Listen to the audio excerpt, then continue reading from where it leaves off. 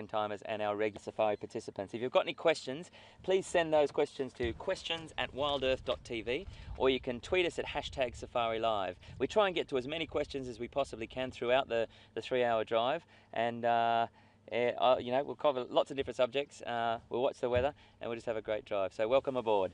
Okay, let's go.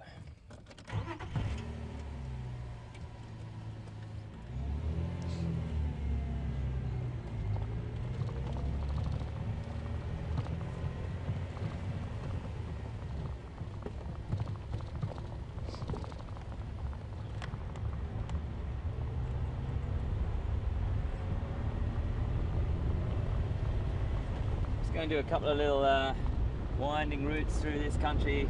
Temperature's quite nice. I just have to get a double check from our control room to see what the temperature is properly.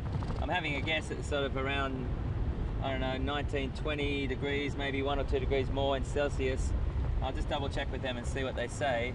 But it's pretty relaxed in its sort of heat. We'd still find that most of the cats would probably find it a little bit heavy, but they might be a bit active, a bit earlier today. Just going down the back of quarantine, what we call the quarantine area now, and I love this couple of little roads back in through here. There was leopard tracks down through there this morning, hyena tracks that we saw as well. We did a little bit of simple tracking this morning, just to get us sort of thinking along those lines, thinking about more than just our visual interpretation of the bush, opening up our world a little bit by doing a bit of investigative work about what's been where, who, what, when, how, and that's what tracking's all about. It's a really, really important thing to, excuse me, have up your sleeve, and it does broaden your understanding of the bush.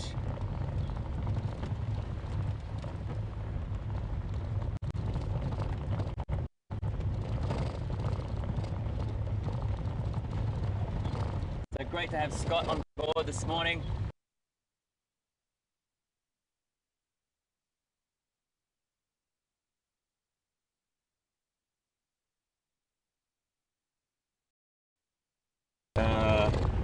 Two game drives a day, and it's a nice thing just to have a little break. I did miss it yesterday, and he probably missed it today as well, but it's a good thing just to revitalise yourself and get some good sleep and get back fresh in the vehicle. But Scott is a great guy, and he's definitely every alternative morning swapping with us, and that's a really great thing leading up to Big Cat Week. Great fun guy to have around too.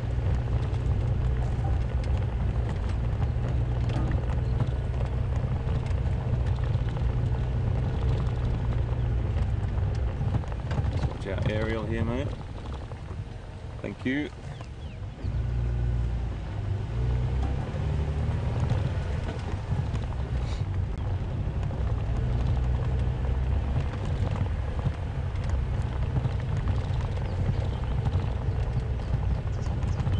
So we're leading up to Big Cat Week on the 29th.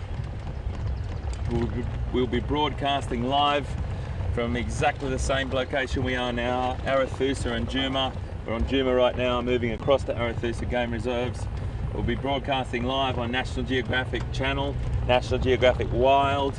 We'll also be broadcasting on WildEarth.tv and the National Geographic website. So there's lots of different ways that you can keep an eye on it. And really exciting stuff. Really exciting stuff.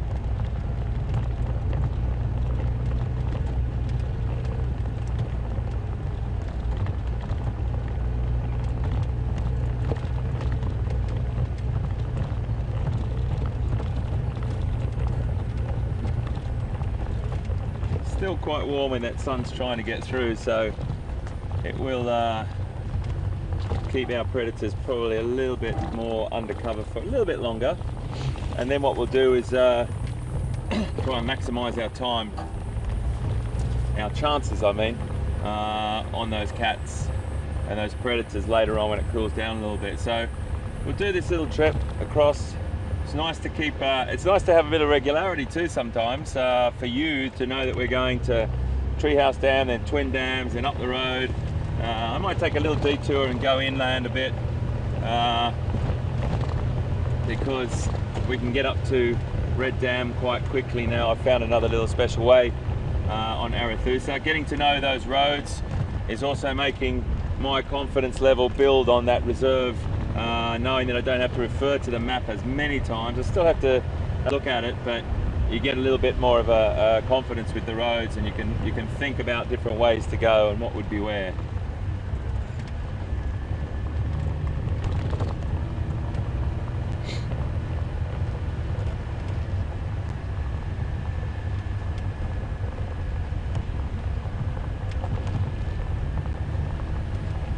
Yeah, lovely morning with those elephant this morning, and thanks for all your tweets and all your messages about the time we spent, because it was quite special. The matriarch is a sort of a special thing. I don't know if anyone's ever worked with horses, or even a dog, for example, that might have a little bit of a problem with being social or something like that.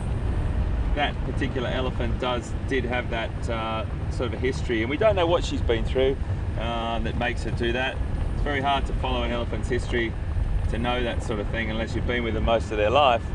And she just was so cool this morning. I really enjoyed it.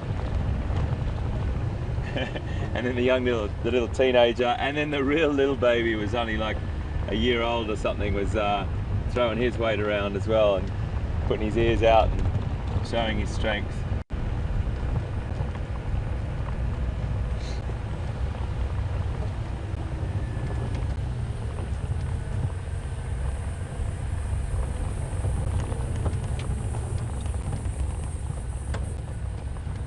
Got this funny habit when I drive to a crossroads, I always look down the roads, because it's, I don't know, sometimes animals do use these roads to walk along. You often see leopard walking along the road. It's nice and soft underfoot. Sometimes they choose to. Sometimes you see elephant just walking down the road, same reason.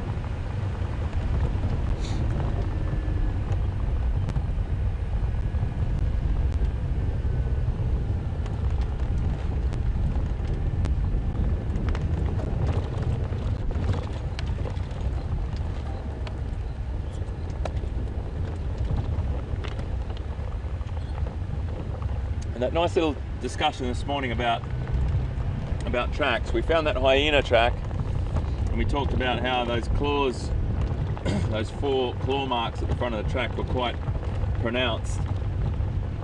And we just sort of discussed how we know that, obviously, once you get to know tracks a little bit better, you can see that it's a hyena, not a cat. But there's a couple of different things that do tell you that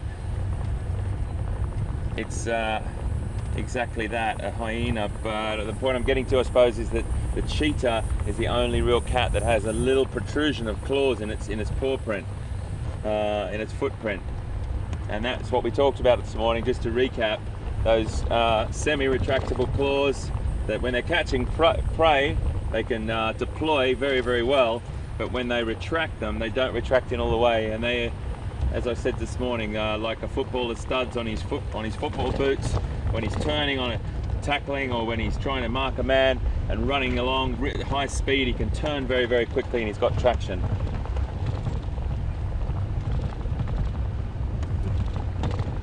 A little bit different to a footballer.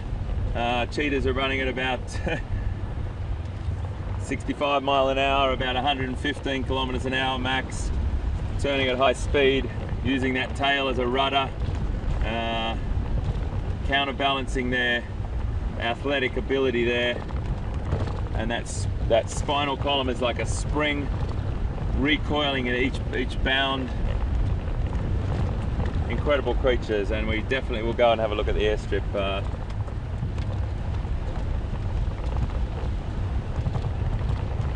And a few other areas too.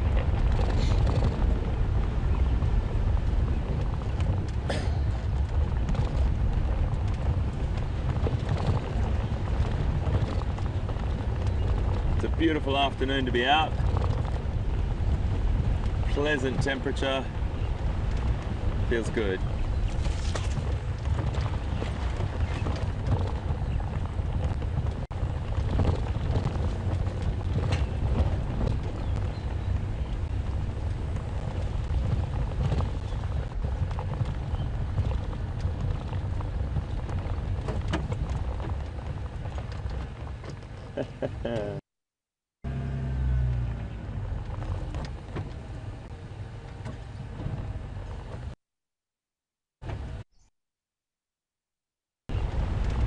Feels good.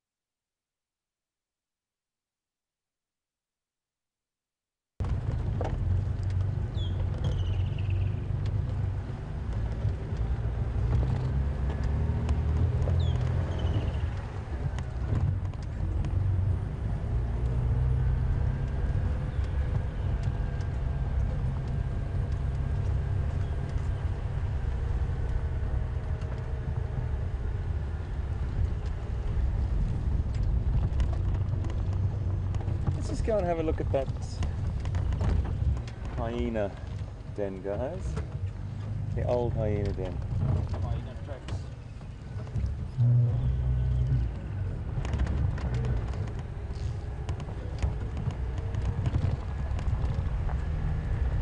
Yeah, bit of hyena activity here last night.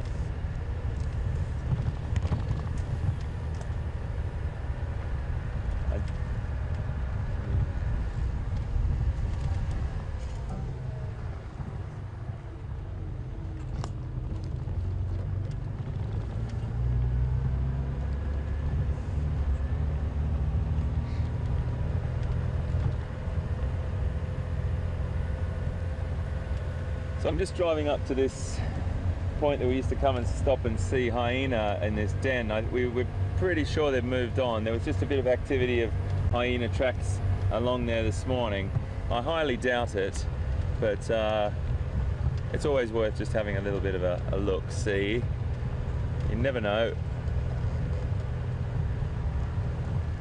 Sometimes when the parasitic infestations get a little bit high in the den, they'll move on, and it's normally an old, it's just here in this termite mound, it's normally an old aardvark or warthog hole that they renovate to fill their needs. But no, there's not much activity around here at all.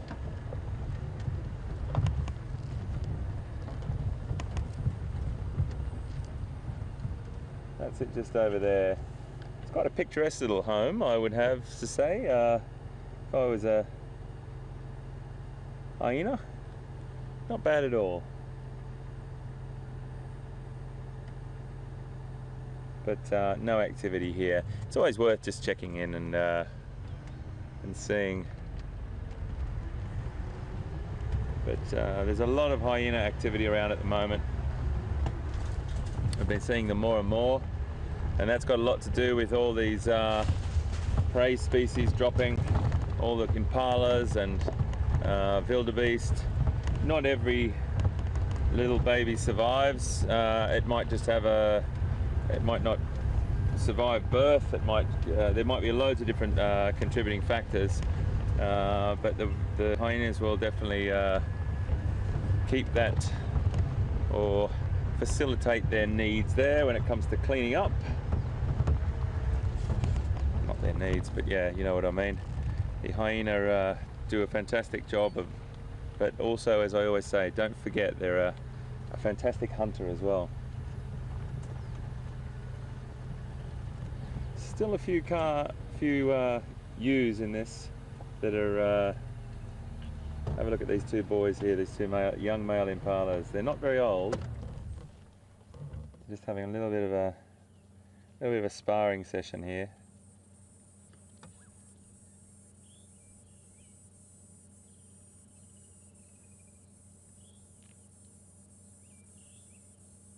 Just practicing, nothing in it. You can see the other male walking up to, just coming into screen now, how different their size in horns are. He's a bit more of a serious male, and he's definitely more of one to watch.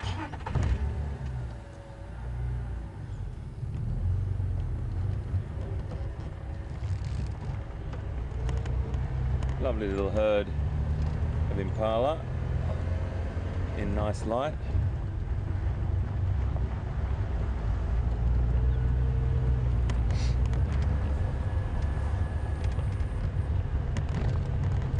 Yeah, so this is the road we came up this morning. There's a load of hyena prints coming down here, footprints. It's a nice zebra.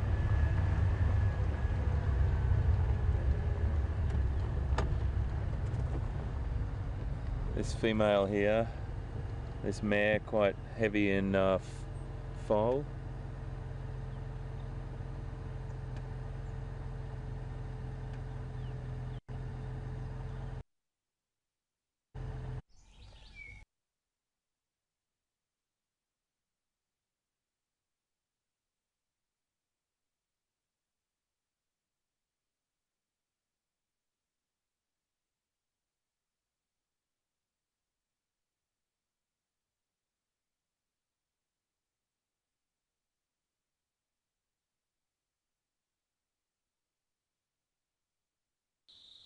Was around before. It was a little bit, felt a little bit cooler anyway. So 27 degrees, 80, is that 84 I think? 84, yeah. Nice. There's a couple of nice antelope up this way, and zebra. She's just hiding behind this piece of vegetation. Beautiful. Look at that gorgeous thing. How nice is she? She's a kudu, K-U-D-U, kudu cow. We see them a lot, but they're always worth stopping for. There's another one behind her.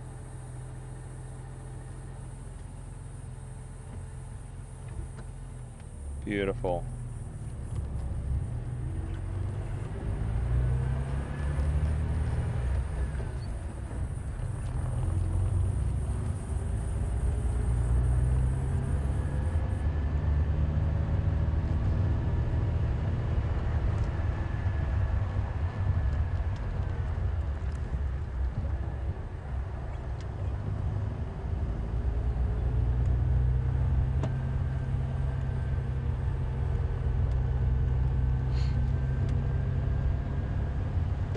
Always nice to just stop and have a little look at those antelope, because they are quite incredible. The more you watch them, the more beauty you see in them.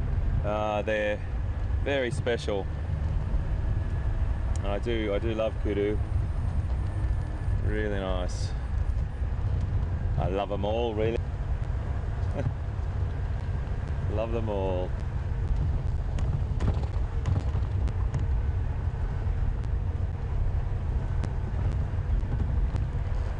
This is the area we saw that short-trunked elephant bull. Haven't seen him for a while. Not really sure what he's up to. Haven't bumped into him, but Pete, I might ask Pete if he's seen him down the other side of the reserve. See what he's up to. He was a beautiful elephant too.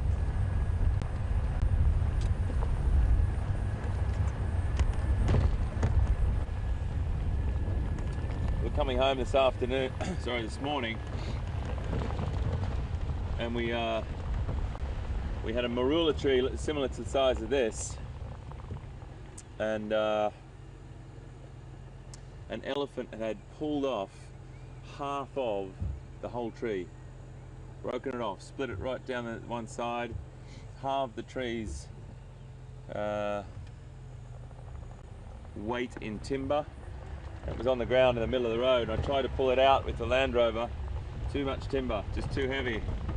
And I didn't really want to put any pressure on this vehicle, because this vehicle, I mean, we gave it a good go, but we'll have to get a chainsaw and chop that up and then make it into smaller pieces before we drag it out of the way. But it was just to show you it was just amazing to see the incredible strength. It was a tree that you would never ever think an elephant would break in half.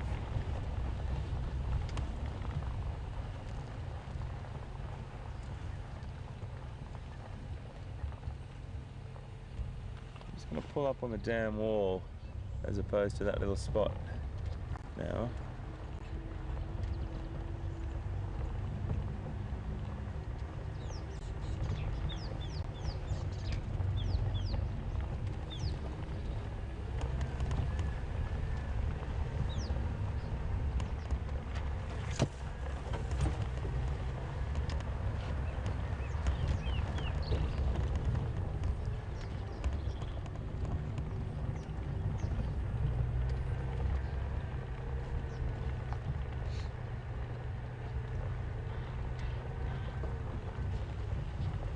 Quite a beautiful scene there, isn't it? That water and that sky.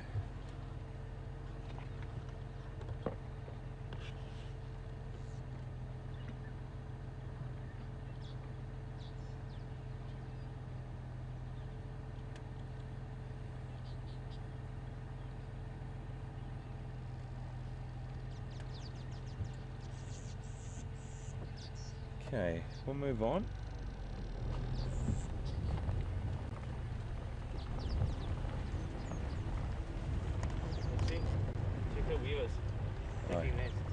Oh yeah. We'll definitely come back and have a look at those, mate. Absolutely. Absolutely. Just want to get down to, I'm going to come back and check out those weaver nests later on. Have a talk about them. I just want to get to, I'm just watching the weather, and I promise you we'll come back and talk about those weavers, because we've been waiting for them to start building their nests, and there's some great little stories that go along with that. Really nice, beautiful little birds.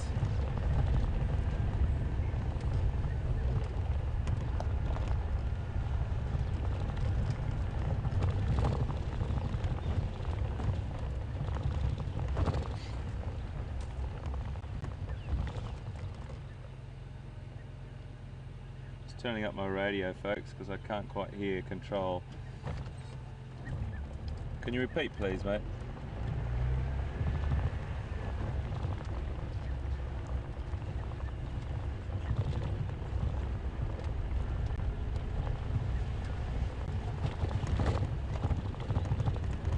Oh, that's fantastic news. Folks, thank you so much. A lot of people have just tweeted and contacted us, and I think one of the Zoomies has also contacted us that they've seen that half-trunk elephant down by the Viatella waterhole about a half an hour ago. That's brilliant. Thank you so much. That's what I love about this. That's what I love about this. You guys help so much to what we do. It's like you're another set of eyes in the sky for me. It's so nice to hear, guys. Thank you so much. Now I know where he is. Brilliant.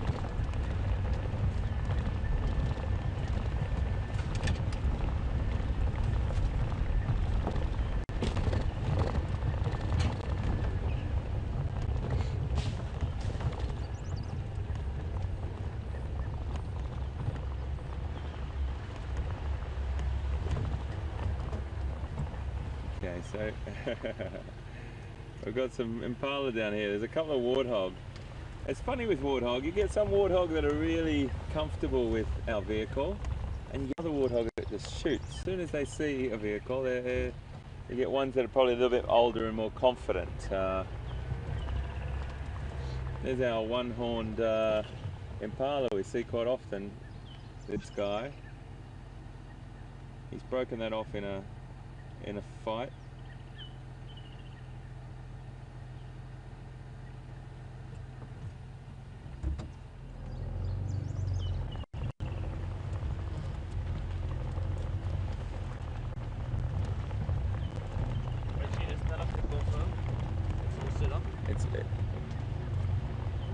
Everything's fine this side, control. Got some beautiful, beautiful kudu bulls here. Have a look at this guy. Oh, wow. That is a special animal. Look at that. Look at the beautiful horns on that guy. I'll just roll down here a little bit. Oh, hang on, I might stay there. He seems to be browsing. Another one just down here ahead that might be a little bit easier to see.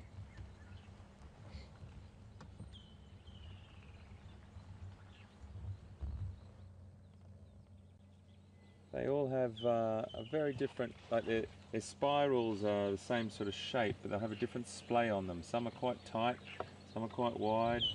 Just roll down here for you, VM, and see if you can get, actually I might just, actually I'll go back, mate. Have a look at him. He is a spectacular animal. Might get you a nice shot through there, mate. What's that look like? Is that better? Isn't that magical? That is a fantastic creature. That's a kudu bull. So we just saw the kudu cows around the other side, and I know many people have seen these before, but just beautiful.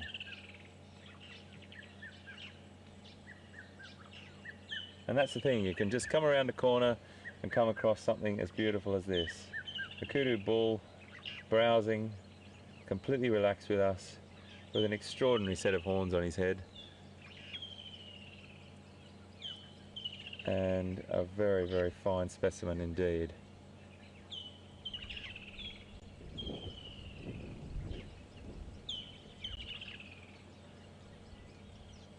And you can see through that, can you see there through that spiral there?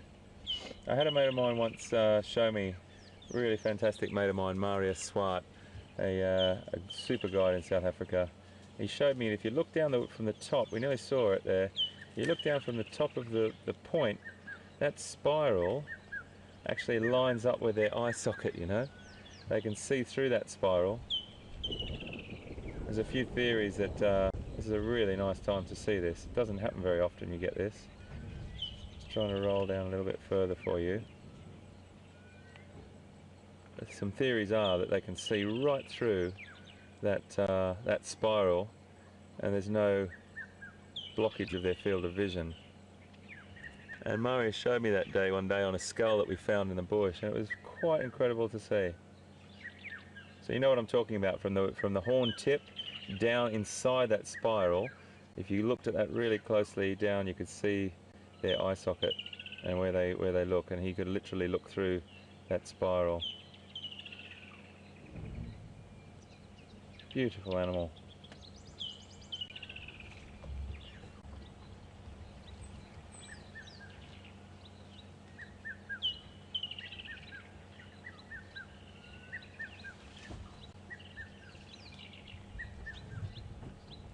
Okay, too impressive boys. Those are amazing horns. Another nice one here. We'll get a nice open shot. You can see his horns are much tighter. The splay on them are nowhere near as. Get a nice shot of him now in open country. Look at that. That's a beautiful animal too. Big, really big. Let's just move down a little bit. Oh, it's a bit tight to get in there.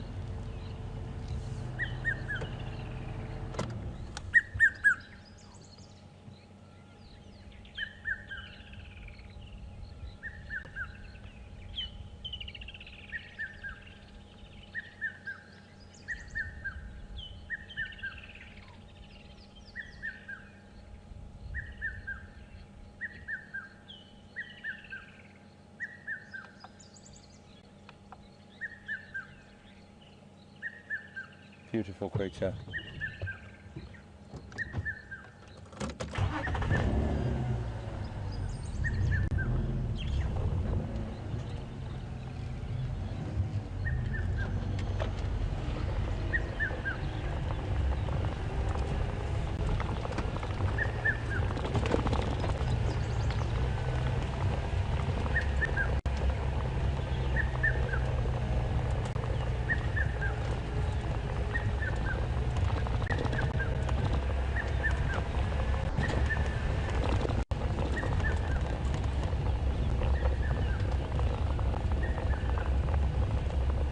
Really on the lookout for leopard today, folks. I'm suffering from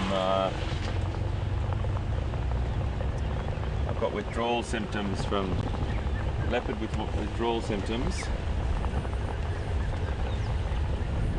We have to put out all the energy to the leopards and try and find these guys today.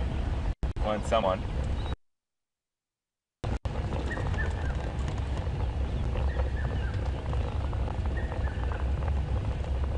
Really on the lookout for leopard today, folks. I'm suffering from I've got withdrawal symptoms from leopard withdrawal symptoms. We have to put out all the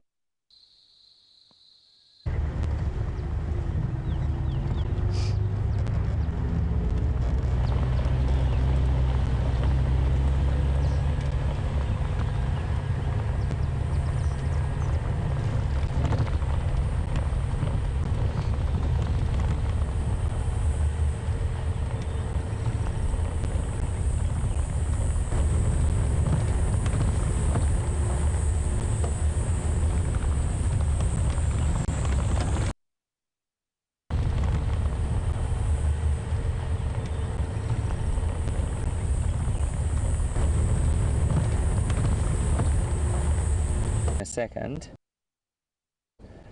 and he's got a very different marking on his side. All those stripes, I'd probably say it a few times, but it's nice to know that it's not just zebras that have these individual coat mark patterns or stripe patterns. The kudu definitely have as well.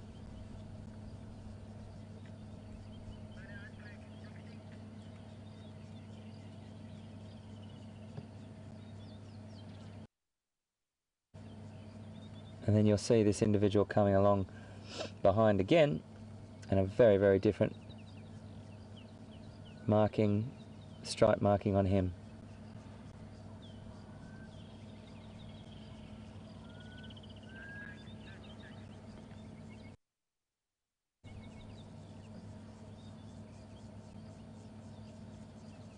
And a very, very different marking, stripe marking on him.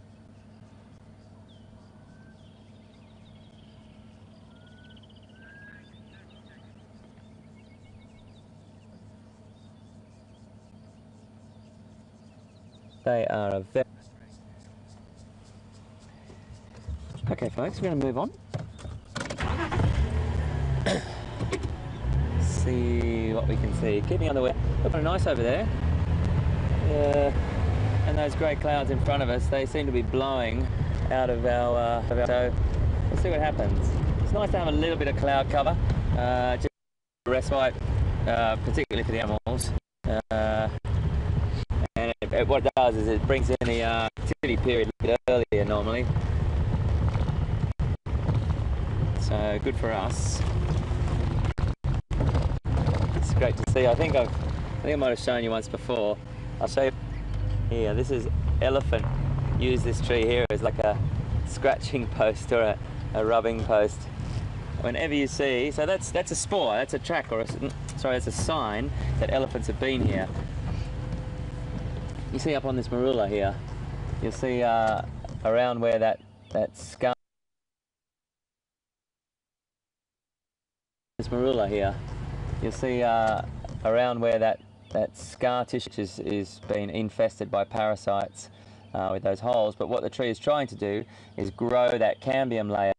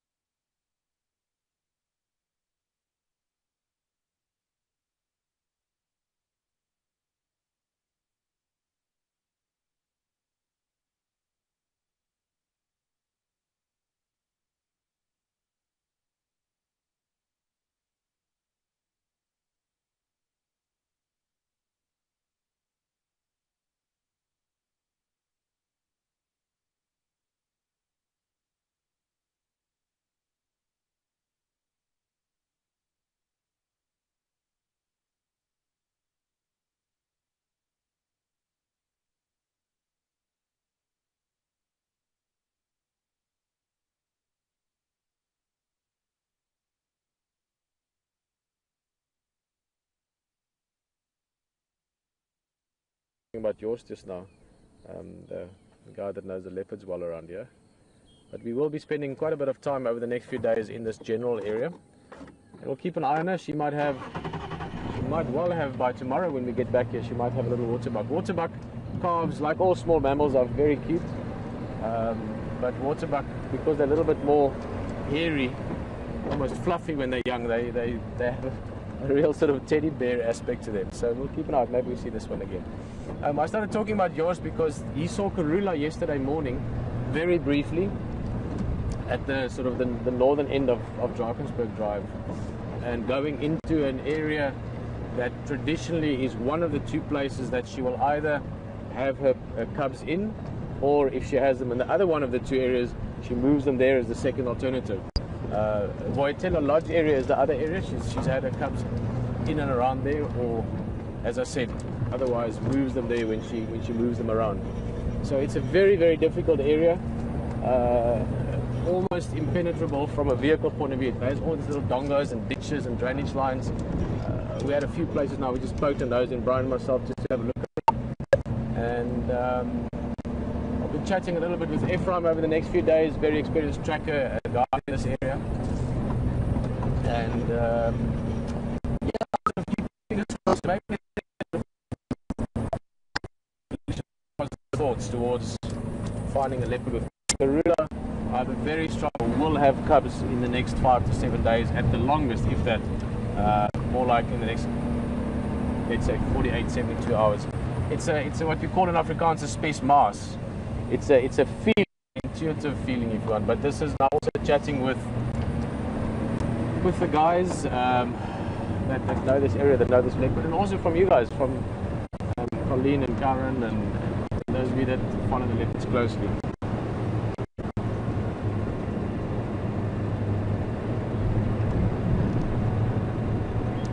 So we will be checking around, and who knows, maybe for Big Cat Week we've got 2 small cats as well. That would be absolutely, almost unimaginable. But I've got a pretty wicked imagination, so I'm going to keep imagining that we can find them. And if that could happen, I'd be the guy jumping over the moon every evening. So let's keep our fingers crossed for that one. We're now up on, I saw tracks there, some ripples in the sand. Up on Chitakatlan, we are going to be heading west. So we want to go have a look around Aretusa a little bit, see what we can and what we can't. Just a reminder, maybe this is your first drive with us, or your second. We haven't been on many drives yet. You're welcome to ask questions as well. It's always nice to hear from people that are enjoying it, or having a good time. You can ask questions via email, questions@wildearth.tv, or tweet us at #SafariLive. Let's try and see this bird. Ron, I'm going to try and get you a little window through the leaves there, just on that termite mound. Unless it's going to run away. No, don't worry, it's going to run away. There's a black-bellied korhaan. She's quite a large bird, looks a bit like a roadrunner for those in America.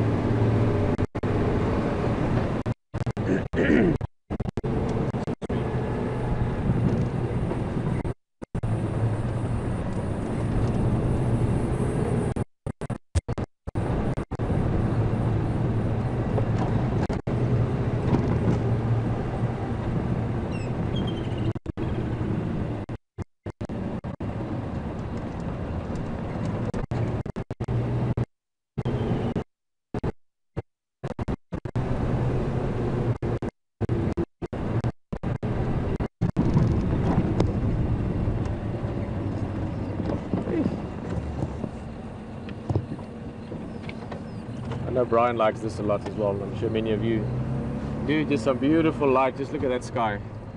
That's stunning. A couple of big beams of sunlight just breaking through the clouds.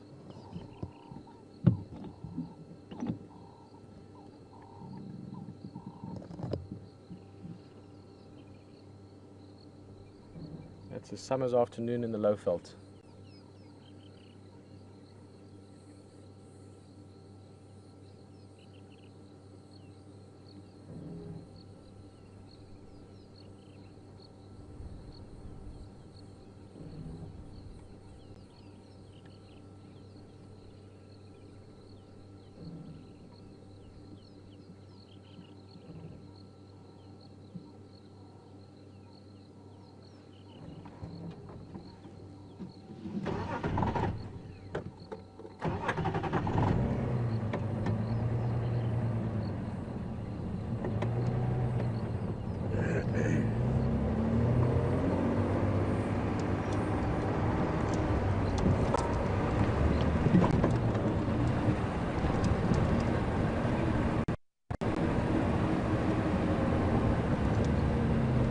we're just looking at that female waterbuck. Here's a big male, in fact quite an impressively big male.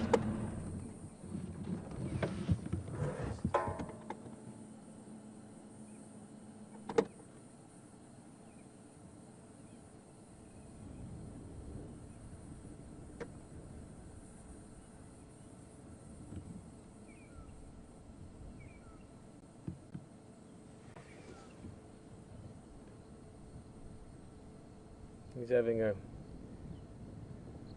little ruminating session. You see, it looks like he's, well, it not doesn't look like he is chewing. I was going to say it looks like he's chewing gum, but he's re-chewing the grass. They are grazers, waterbuck, and he would have been having a good graze during the course of the day, maybe even during midday because it was a bit overcast, it wasn't as hot. And now he's just taking it easy, regurgitating that grass and chewing it again, grinding it down to almost a paste, really finely ground down. And then, yeah, adjusting it very efficiently per volume if you want.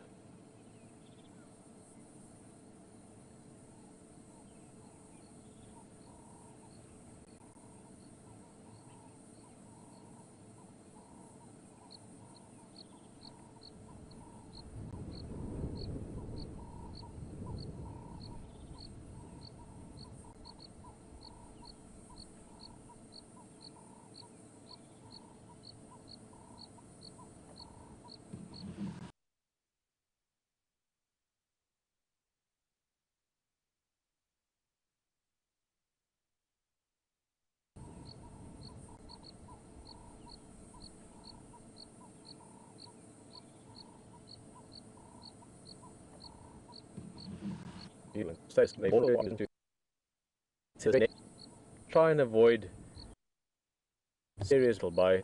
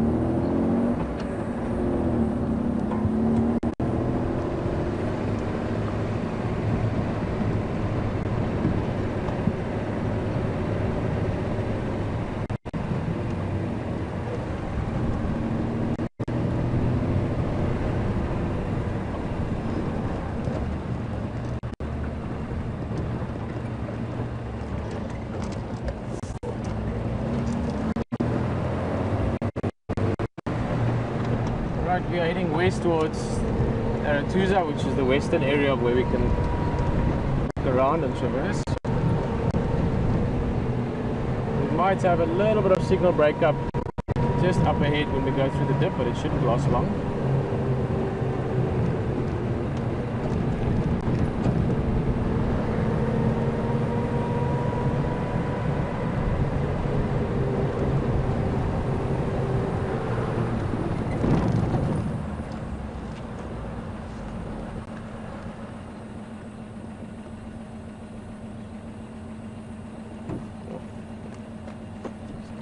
Way down the road looks like some buffalo. Far there at the end.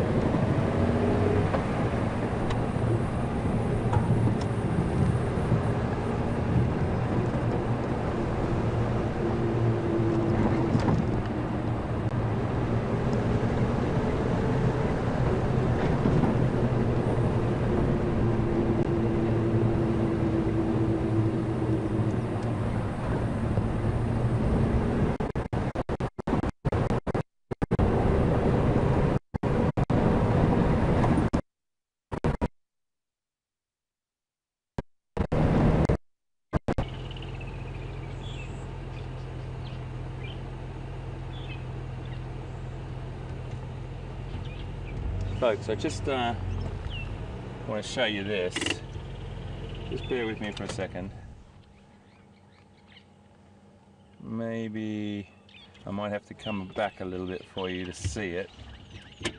Pam, can you see that millipede in there? It's a bit tight there. let me drive back for you. It's a very hard one to see. It's in the middle of the, yeah, it's a tricky one. I'm going to have to find one coming across the road for you. Really beautiful. We see them quite often, these beautiful big millipedes. I have to see one that's coming across the road. I'll come back to it. These beautiful big, long, shiny, dark brown millipedes with red legs that are found around here. They're snake-like millipedes, and they spend a lot of their day eating decaying plant matter and fungi. Beautiful creatures. I'll try and find another one that's starting on that side of the road or the other, and we'll film it going across the road.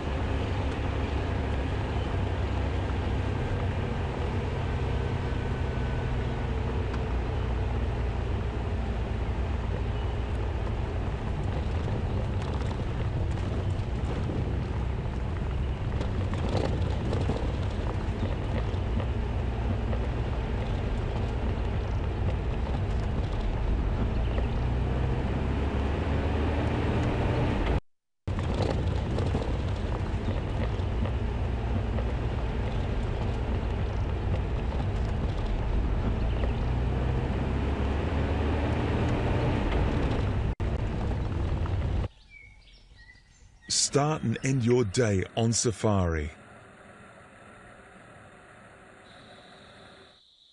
Every day, twice a day through January 31st, join a real African safari live online. Signal on this vehicle, and we do that regularly, and as we did it, we came back and we bumped into that elephant herd again. And that elephant herd had come about 2 kilometres in that time that we'd driven around there in about an hour. Now, that's not a big distance for elephant, that's for sure, in an hour.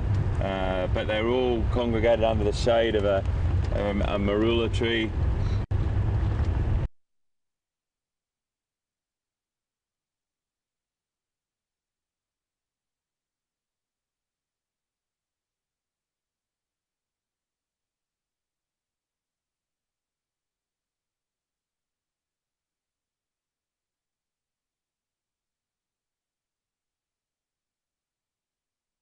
And if they were, then we might just say hi again, and if they're not, we'll drive on. We're not far from that dam with that hippo. We might bump into Pete over there. Let's see how we get on. Be good to see him, see what he's up to.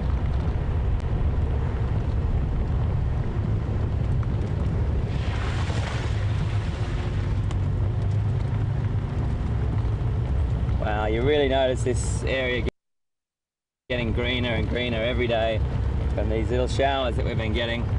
Lovely fresh grass coming through.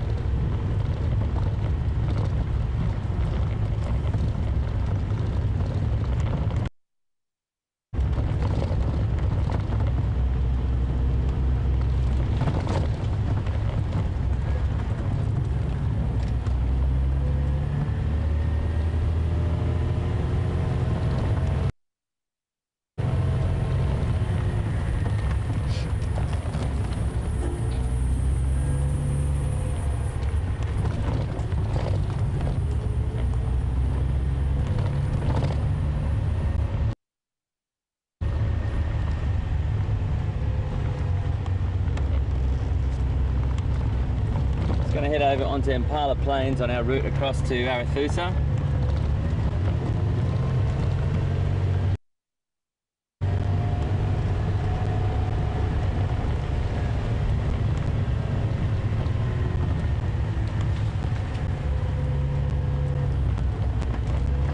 So that matriarch will dictate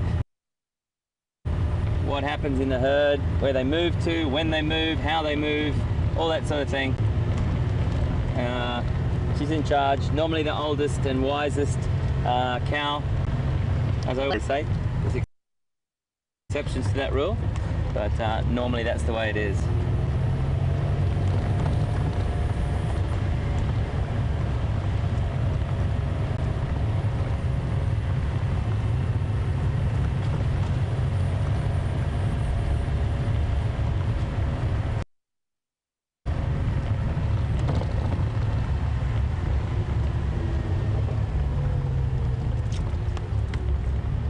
they were just under this tree right here earlier.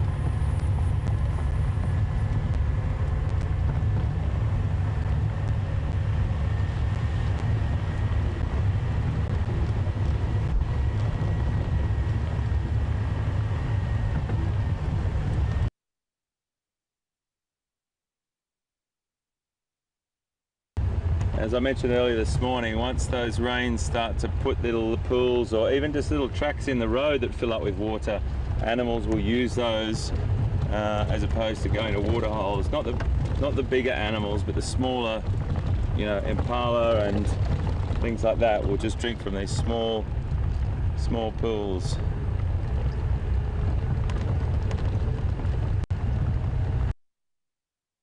Small pools.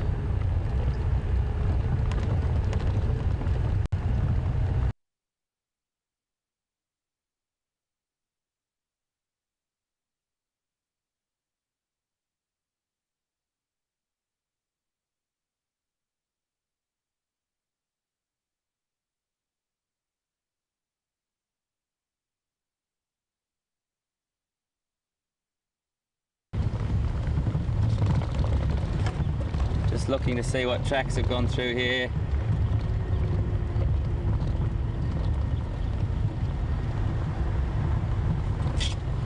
Our little tortoise friend here. You see him? Just making a bit of an exit. Where's he gone? Can you still see him? Now let me get my head out of the way.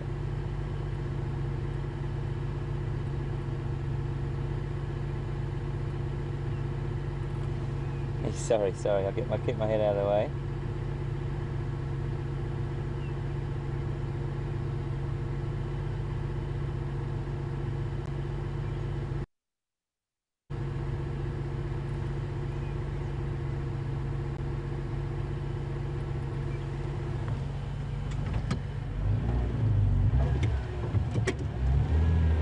Out feeding. I've got to be really careful of those guys on the road. Make sure we don't be looking across the other way and drive over them.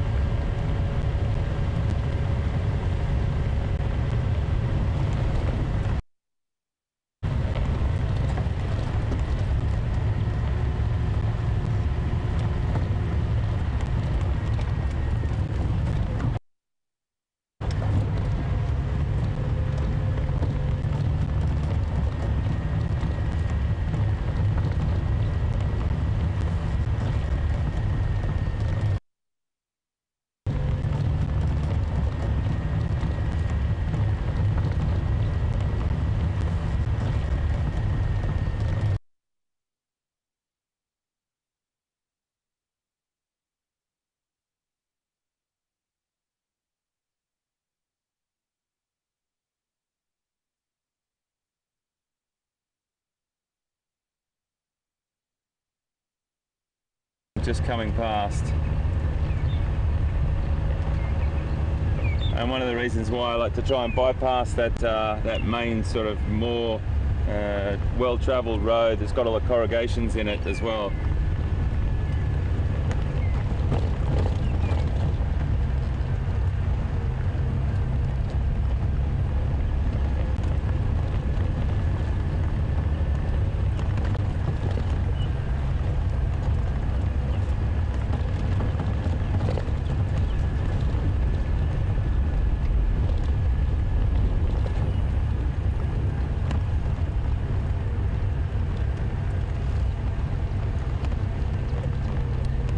see that hippo today and see if those oxpeckers are still on him. We'll have a little bit more of a talk about oxpeckers today. A little bit more info on them.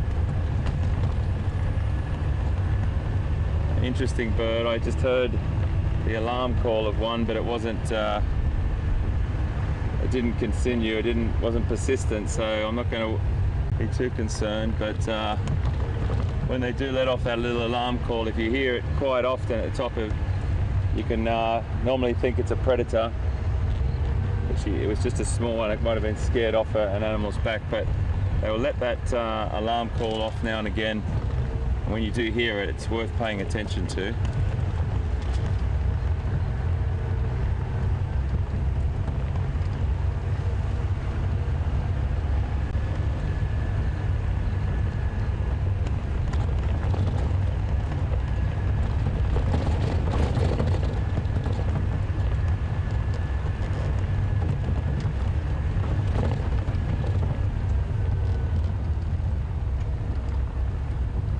Always like looking really detailed, have a great detailed look through this area, because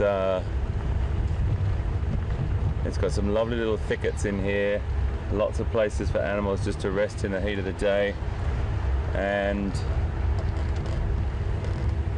you just never know. But I am in dire need of a leopard sighting because I haven't had one for a couple of days. And I've got the withdrawals, and VM's has told me he's got withdrawals for lions as well. So we're definitely going to be looking at those today. We've got an hour and 3/4 left, which is brilliant.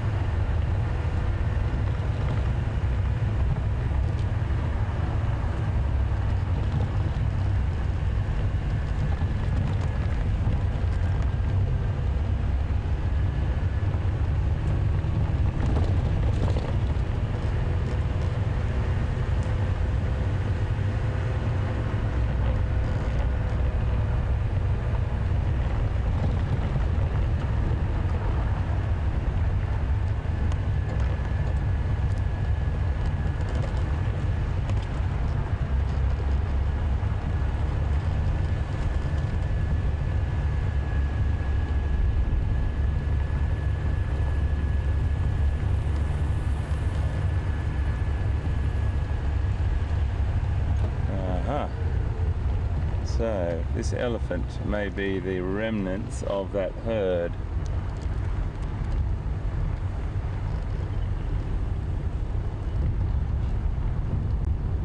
Or I'm not really sure.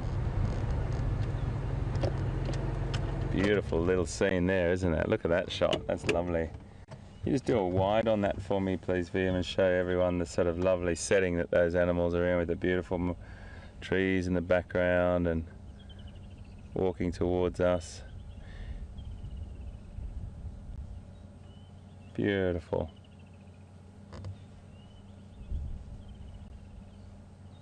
That's lovely. Mother and calf. Now they may be just stragglers at the edge of that herd.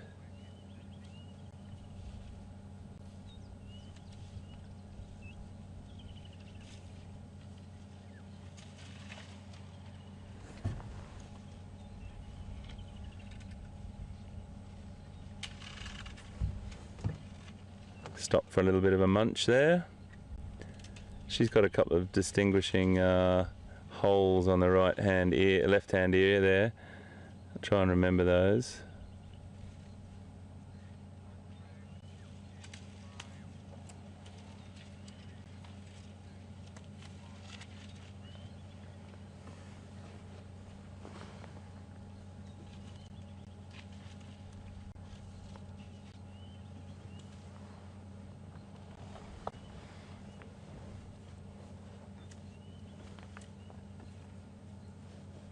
She's beautiful.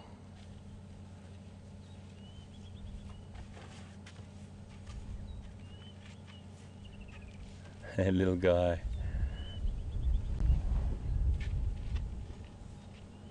So we might pick them up. So they might be just the last the tail end of the herd that we were talking about earlier, and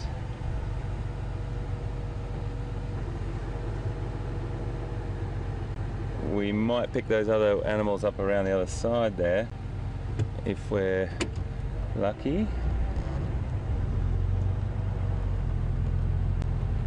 Beautiful, absolutely beautiful. Never get enough elephants. We can't.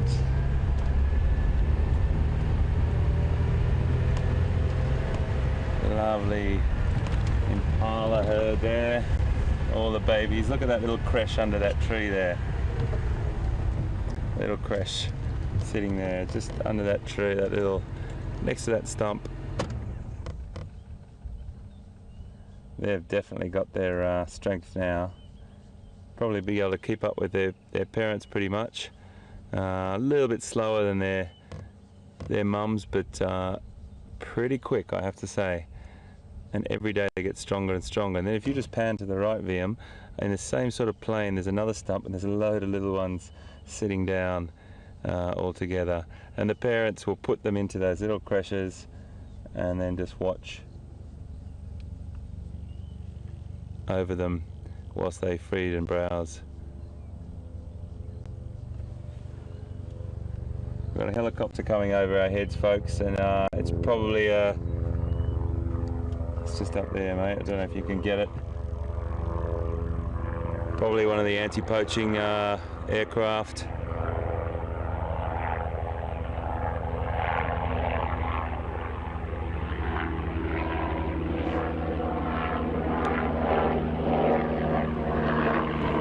Sure, but great to have eyes in the sky.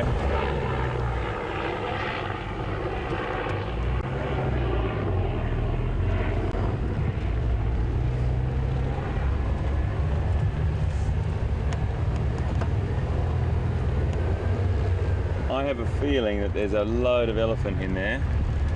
It's just an intuition. I don't know, there's something telling me that there's a herd of elephant in there. Hello, my friend. He's a lovely creature as well.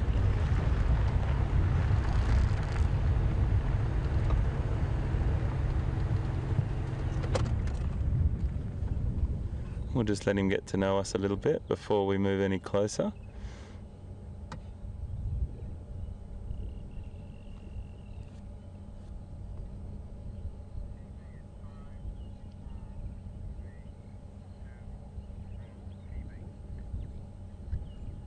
Well, that was a really nice choice we made, folks, to come this way, because we've seen elephant, that little crescent impala, and now giraffe. And this bull here is potentially on his lonesome. I can't see any other animals around.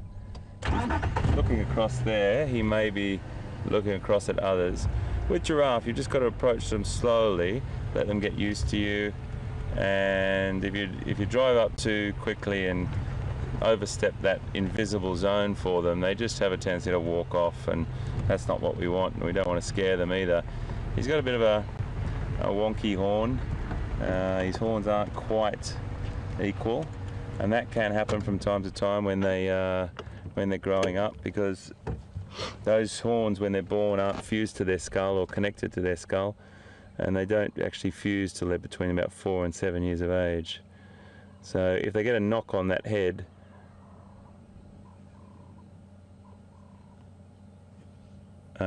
they can sort of,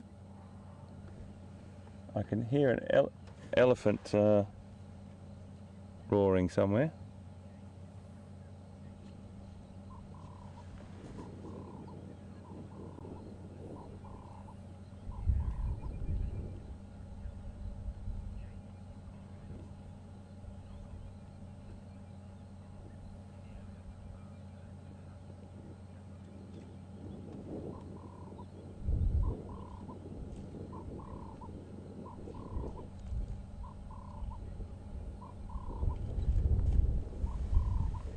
What a beautiful design.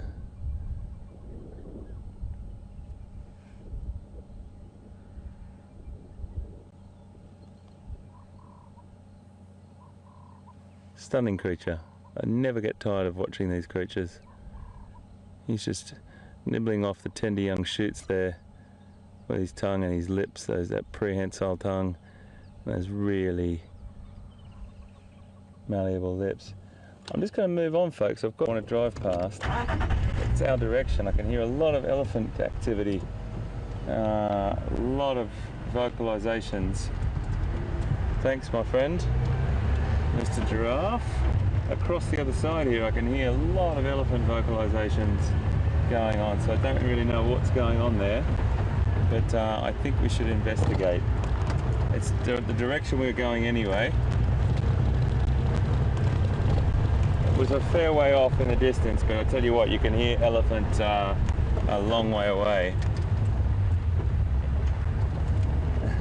I want to get to the elephant. I just drove past the millipede. Oh, I don't know what to do. Giraffe, millipede, elephant, what do we do? Let's go and see what these ellies are up to. Because there's a lot of millipede out at the moment, but there's a bit of activity. I don't know what it is.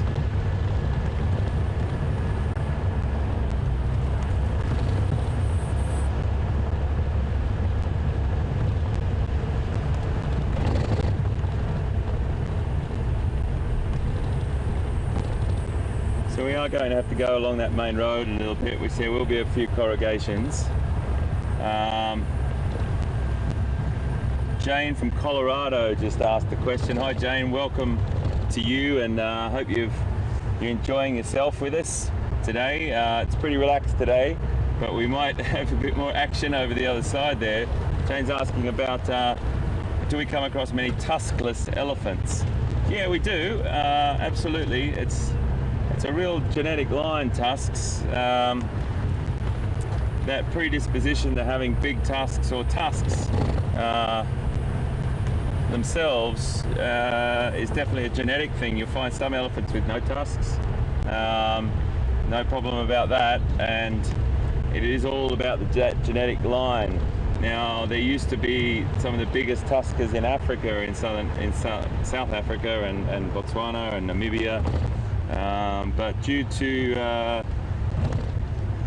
an extensive hunting sort of regime that happened over the past few centuries, a lot of that gene pool's been removed, and a lot of those big tuskers aren't around anymore. So there are animals that do still have massive tusks.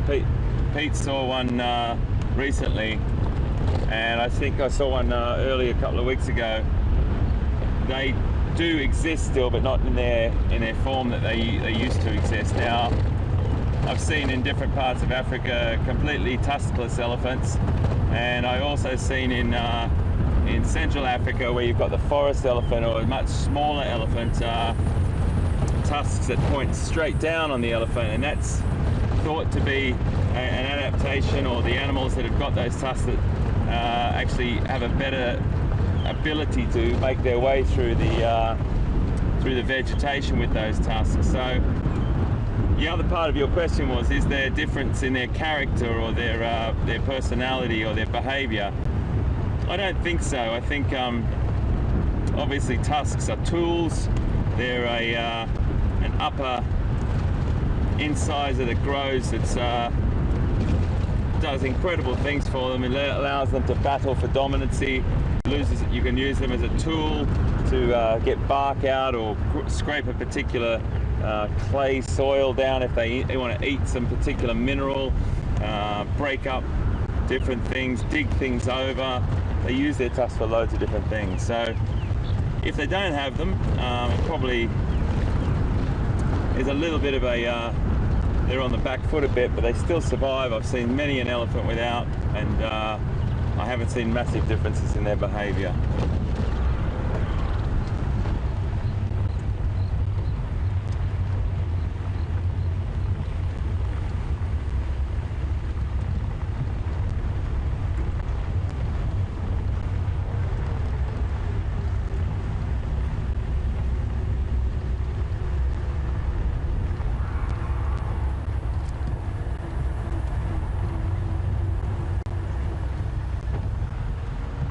Fellas, you okay?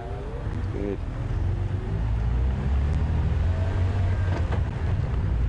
Okay, there's something going on up here, and this is the incredible vocalizations that we've heard. I don't know what the guides are pointing on up here.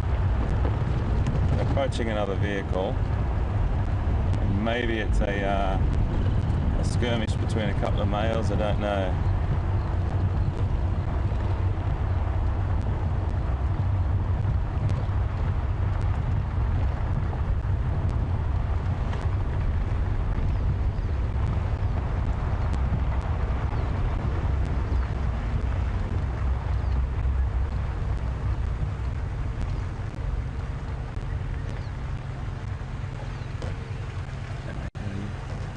Good to see you. Fantastic.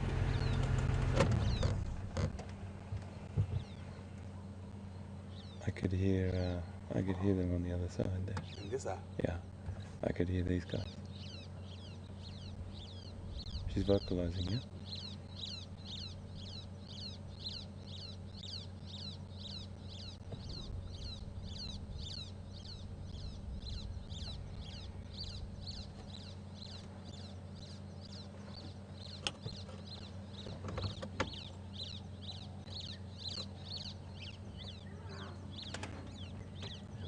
I wonder what's going on.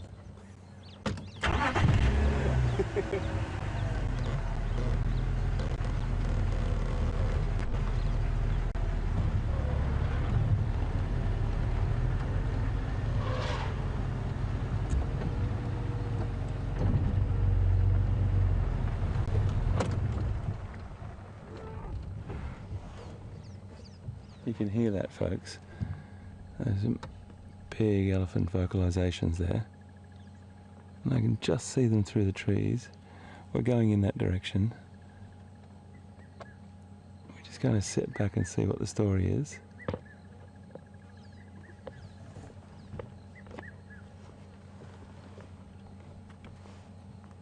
Just going to check what's the best way to go in.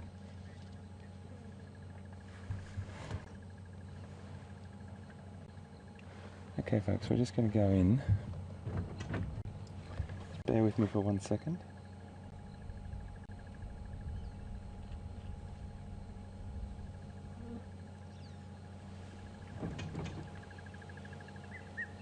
Okay.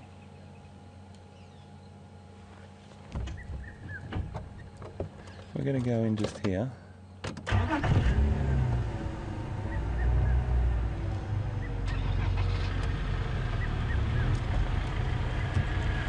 Cheers guys, bye man.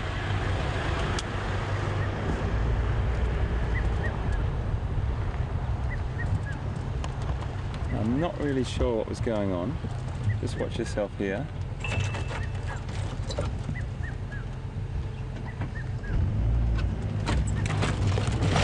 Sorry Liam, apologise about that mate. My apologies.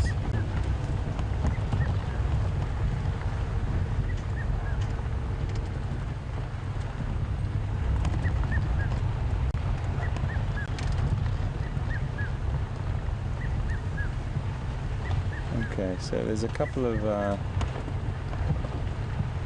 elephant just in there. There's one young one in must. I just want to see if I can show you this individual.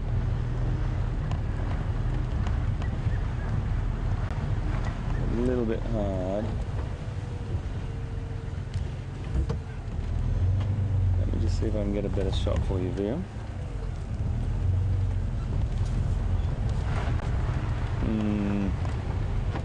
Tricky. Very tricky. What we might do is just head around the other side and see where the rest of the herd is. We're on our way to the dam.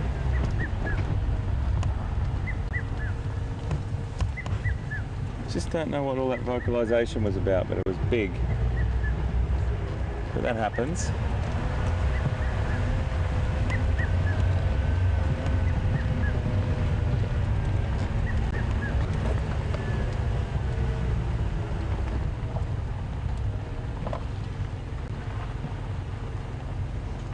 Okay, so we just got to keep our little selves gentle through here and not split the herd apart. Really important that none of these little calves feel like they're getting separated off from the herd.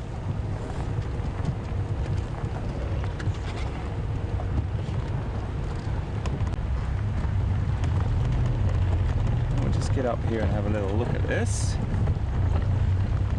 But sometimes when you just drive up to the herd, you really do have to take a good look around, because if this is the same herd, it potentially is, that we were with this morning. They scatter themselves through the bush over a very, very big area, and you cannot see. There might be a mother just here and a calf over there, and if the calf feels like it's you've come in between her and him and its mum, or her and its mum, you can really put a bit of distress into the youngsters' feelings there. So you really want to just make sure you don't stress them out, but at the same time you just play your cards right, and you're looking after the vehicle, you're looking after yourself as well. You don't really want the mum to take to you for any reason, and the whole thing is trying to build up that lovely rapport with them, as opposed to being negligent and not looking around. Okay, we're going to head down this road. We'll come back to those guys, but I just want to get to this hippo, because last time I said that we're going to go and see the hippo, the heavens opened up, the rain came down, and we didn't get there. So we'll see him first, and then we'll come back and have a little bit of a look-see around here. It's very thick bush through here. This lovely riverine bush through this particular area. So you do have to keep your eyes open for all things, not just for elephant, but for all your things that you're looking for as well. For lovely predators and loads of things. Yeah, so there was a lot of vocalizations. We could hear it from right over the other side on Sandy Patch Road. And I just want to come in here, but they seem to have stopped.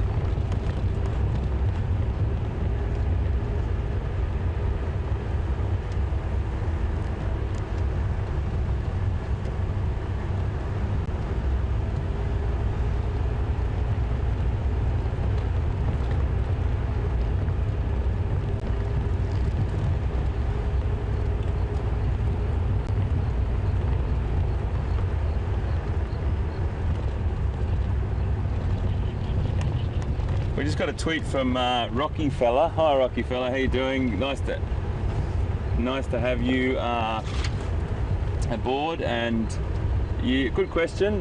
You've noticed something. Sorry folks, just thought I saw something. You've asked a question about those like posts going down the side of the road with the wire running on the top, and you're wanting to know whether it's part of our transmission. Well, no, it's not. It's actually, well, I suppose you could say it is in a way. It's power. It's power to us. It's power to the lodges here. That power line runs down there, and it's a really important thing. But it's got nothing to do really with our particular transmission. We transmit via satellite, and then it goes out all different ways around the world, but it's just a single power line that goes right through the middle of Arathusa and Juma. But good observation.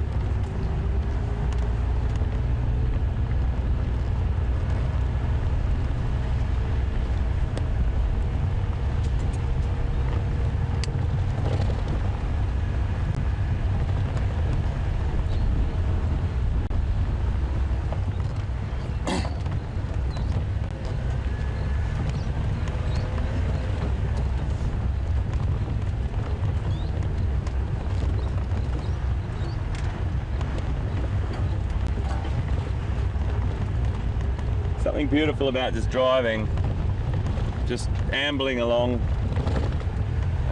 letting the vehicle do it most of the work, in the sense that I'm hardly touching the accelerator as we drive through here. It's just sort of idling through, and it's a lovely thing to be able to do. These vehicles are so perfect. I really wouldn't wish for a better vehicle. And Pete told me that when we first started. He said, you're going to have so much fun in these vehicles. This particular size wheelbase and the engine that we've got in them, absolutely super. It really is a pleasure. And then when you get it into, like, just, this is in third gear. We're going so slow. Really comfortable and just quiet and just lovely to drive.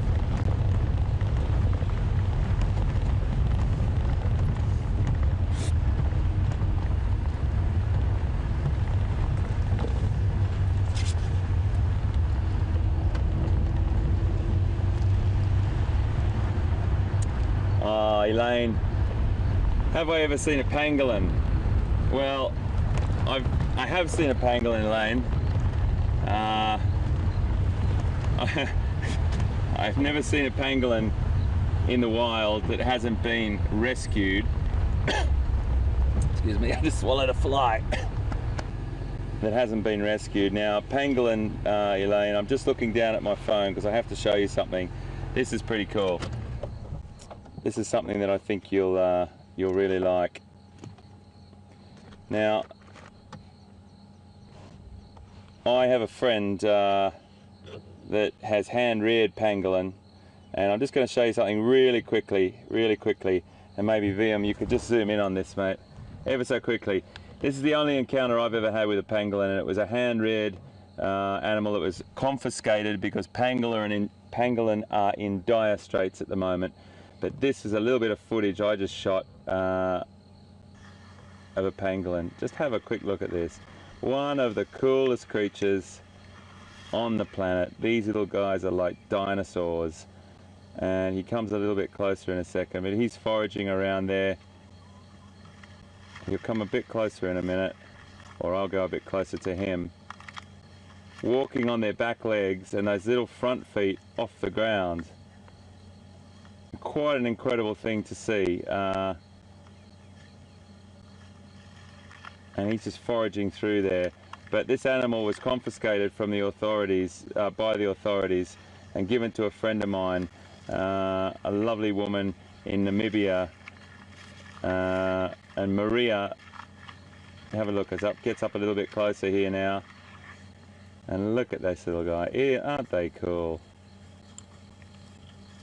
Amazing creature. And Maria is an incredible woman. She hand rears a lot of beautiful creatures that get brought in by confiscation and things like that. But pangolin are in a really dire strait at the moment, and you can research a little bit online about the situation they're in. Being poached very heavily, sadly, and online about that. But yeah, I've never seen one by myself in the wild. Very elusive little creatures, and I would love to see one. 20 years in Africa, 22 years in Africa. That's the only one I've seen. So I really hope to see one. Wouldn't that be fun? That'd be a fun thing to see. And the other thing is aardvark as well. You know, you see them. I've seen them probably 10 times, 15 times in the wild, but it's not that common. And they do get along. They can run quite fast, and when you're out at night, they normally come out a bit later as well after game drive. But sometimes you do see them, the odd occasion, and porcupine as well. But amazing creatures. All the creatures as well that we have a tendency to overlook because, you know, they're not a big carnivore or something like that, but they're just as important and just as special. Really beautiful creatures. But great question. Thank you very much for that. Sorry, I just had to show you that little, it's my only bit of pangolin footage. I'm just going to figure out where I am here. I have to go right here.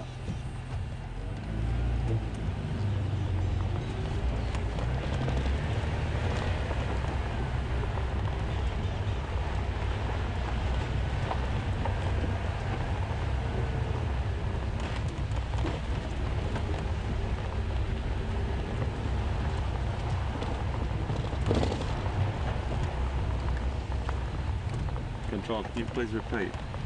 Breaking up badly.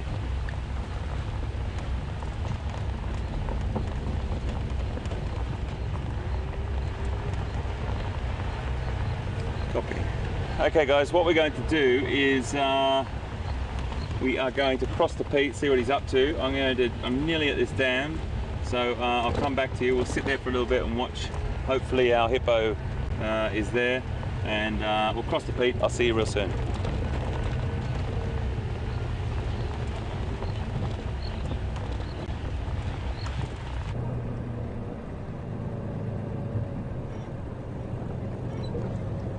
Well, welcome back this side.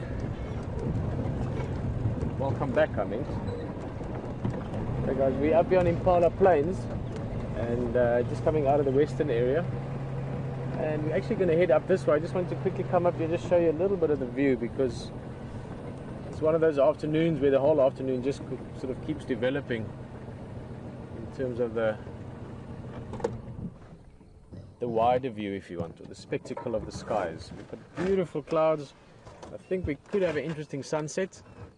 Sometimes with a heavy cloud like this, it can block the sunset, but at other times, if there's gaps in it like this afternoon, you can see the different parts where the sun is breaking through. You can have spectacular sunsets with different layers of color, from almost black to dark blue to pink and red later on. So we're going to definitely keep an eye on it. And this area known as Impala Plains is one of the great spots for a sunset. So not quite sunset yet, but we thought we should stop and have a look here. Just enjoy the view. Look at that.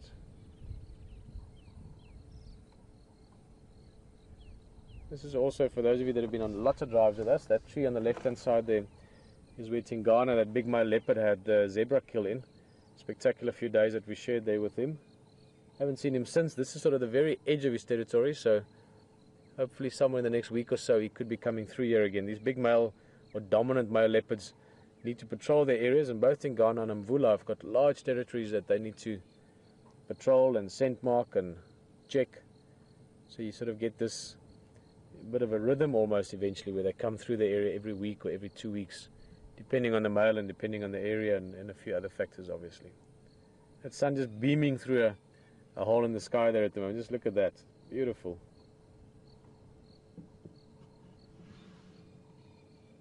Okay, let's go on. We're going to head north a little bit towards Sandy Patch. See what we can find.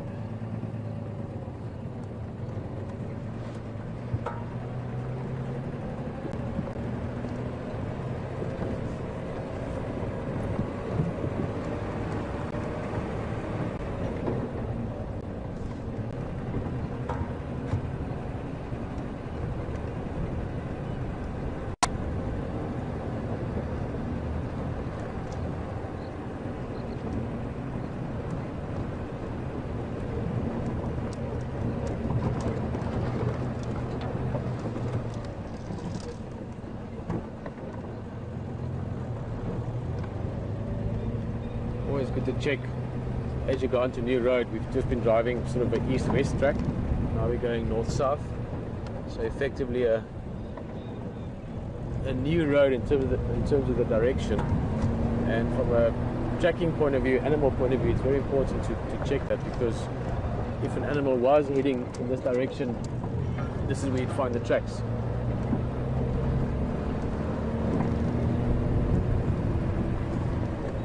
And the tracks can play a very important role in finding game. Now that we've got, or that we've had some good rain, we've had patches actually looking around the areas I've driven today. We've had good rain all over, but some parts have had heavy rain, so all your little puddles and pans have all been filled up. Other parts not as heavy, but this changes the dynamics a little bit. Makes it a little bit harder to find the animals, or it won't make it as easy, if you want, as before. Up until the big rains arrive, the waterholes play a massive role in finding game. So you can sort of just check your waterholes and often find animals that way. Whereas now it's obviously still plays a role. Animals still have their routines and their habits, but now tracking will play more and more of a role. Actually finding the animals wherever they might be. So buffalo herds, elephant herds, you have to on the waterholes, and even much more so with your, look at this, much more so with your predators, the smaller groups of animals. This guy He's busy posturing for a female. He's going to call.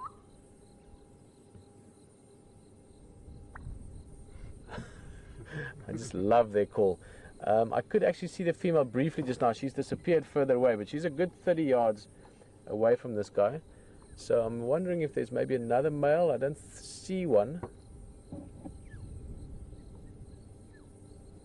But he's definitely in summer mode. He's trying to attract her attention, show her that, you know, I'm healthy and I'm in great condition, and look at me, my feathers are sort of perfect, and I can do all the posturing dances. You know, I'm just the guy for you. We'll see a lot of great bird behavior the next couple of weeks. Again, now that the rain has come and sort of summer is in full swing, then you do find a lot of activity from the bird life, insect life, amphibian life, you know, frogs and things. So the small wildlife really becomes a big part of the experience as well. The few follows here on the left, and they were actually, a couple of them, looking very interested in what's going on, and I think they were actually looking at that bird because he was behaving slightly out of the normal behavior that they'd be used to. Tiny little female, tiny little lamb there. Oh, mum's going to walk away. Some youngsters from last year, still quite a few females that are heavily pregnant, and then of course many of them that have had the young. That female there, you see the one is trying to suckle from her. That specific lamb following with her would be 24, 48 hours old. I'm just looking at the size. After about 3, 4 days, 5 days old, it becomes a little bit more difficult to really gauge the age, you know, sort of down to days if you want, because the muscle starts filling out very quickly. Within the first few days, they're running around and exercising. But the first sort of 48 hours, the first day to 2 days, you can still see when they're really small.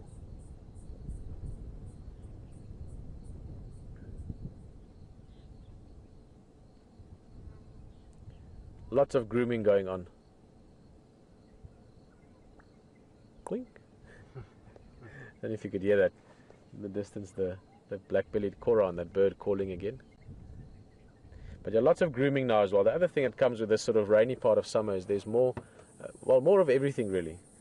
And that starts from your small insect life as well. So ticks, certainly more of them, and you get these little guys called pepper ticks, tiny little ticks. I went for a walk the other day and I noticed a bunch at one stage on my shoe. You can get them in bunches of hundreds or even thousands. Yep. And these guys need to groom more often, more regularly, more thoroughly now than they certainly would have to do in winter time.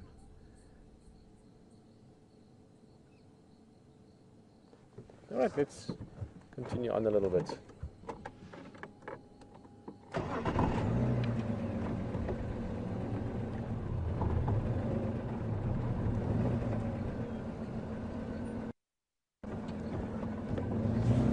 Still making our way up to Sandy Patch, and then probably slowly move our way back towards Voitila Dam area, the quarantine open areas.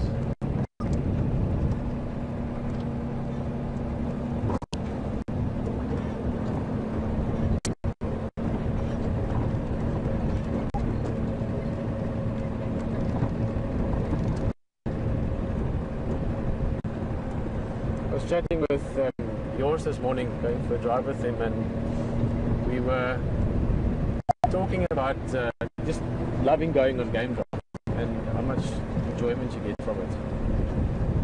And saying that, you know, he'd love to go on a drive even if you don't see stuff. And then we started talking about the concept of, you know, the wrong roads and the right road. Do you think we're taking the right road, or do we think maybe we're taking the wrong road? And basically came to the point that just going for a drive in the bush, you're always taking the right road. There's no wrong roads. Yes, the one road might have, you know, 50 lions and 20 leopards and a herd of elephant running around on it, and the other one might have nothing, just some scenery. But a huge part of the joy, a huge part of the experience is just doing it. Just being out here and hearing and smelling and seeing and feeling and experiencing the drive. So, sorry, I was just thinking back to that now, because this is that lovely part of the afternoon when the sun is getting a bit lower and the light is dimming a little bit, and if it was hot, this would be the respite from the heat now. And your possibilities to suddenly pick up a little bit, your senses perk up a little bit. So that's the part of the drive we're going into now, that sort of magic hour building up to and around sunset.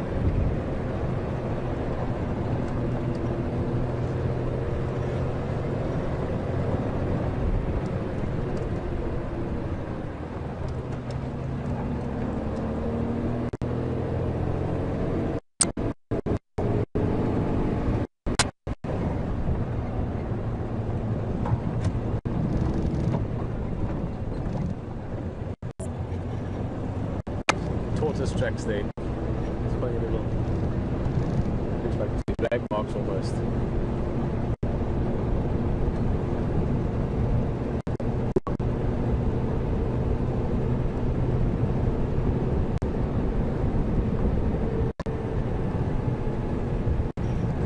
Well, we just taking a slow drive, sort of winding it, if you want, back towards the quarantine area. This time of the year, with all the impala around, that area probably, how to explain it, of all the different parts we can drive, it's the area there's always wildlife on, because they like to have the young there. That's impala, wildebeest, soon to be zebra, kudu you'll see around there as well, waterbuck. And because of that, the predators over the years have learned, and especially the localized predators, by which I mean Karula and her offspring subsequently, they've learned that that's the area of call it high yield, if you want, or relatively easy with all the young animals. So for the next 3 weeks, 4 weeks, that area is very often have predator activity around this time. So we will be spending a lot of time around there. But as always, it's great just to check the surrounding areas as well. This is a road called Aubrey's Road. We've spoken to Aubrey, you've heard the name. He's one of the guides currently still at Boyatella. He's been there for years. And great guide, great tracker. I used to work with him years ago when I was guiding him. And he made this track one day, he just liked it.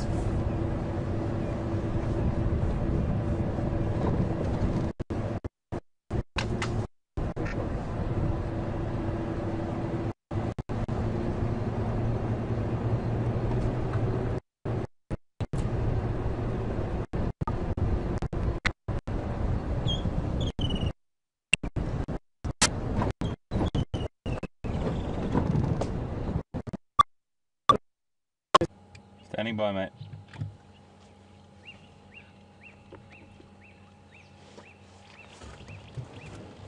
Well, Folks, the story continues. We've turned up here now and there's nothing. There's no hippo. We're not really sure what's going on. We've looked. I've looked around the dam here for tracks and signs going out, and all I can see, there's a couple of tracks across there, but they're very, very difficult to see. And over the other side, around the muddy area, up there's a couple of tracks as well. Right on the other side now. We just don't know where he's gone. There's another dam way away on another reserve.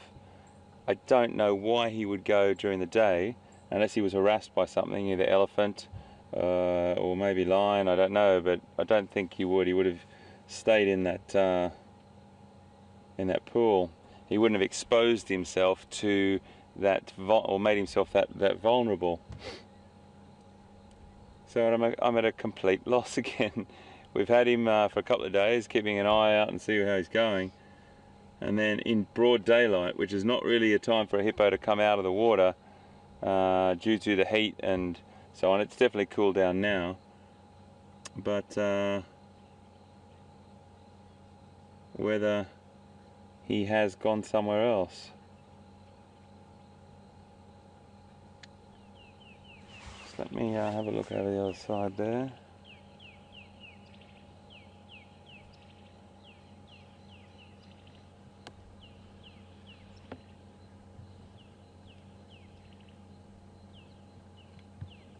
Definitely a mystery.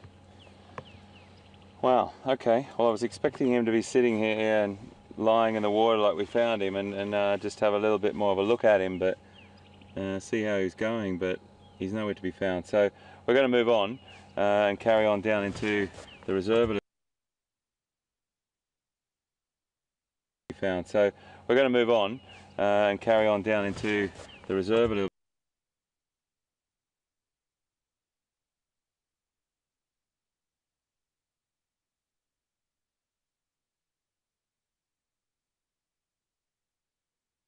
Further.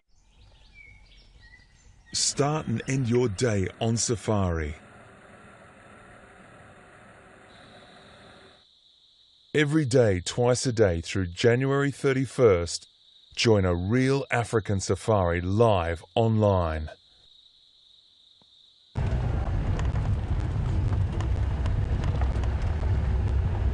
Well, the mystery continues.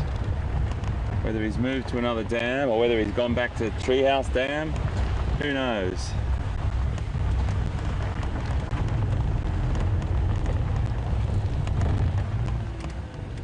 Which way shall we go is the question on everyone's lips.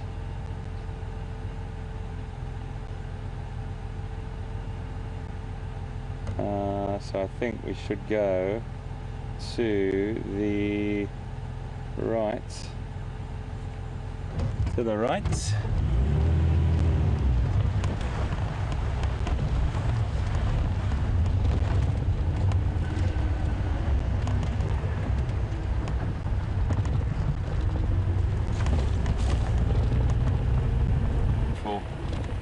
We're going to go along this drainage line now, which we drove down yesterday. It's a very, very beautiful part of Arathusa. I like it a lot. It's basically driving along the dry riverbed, and the vegetation's really lush. It's very cool down here. If I was a leopard, I'd like to walk along here.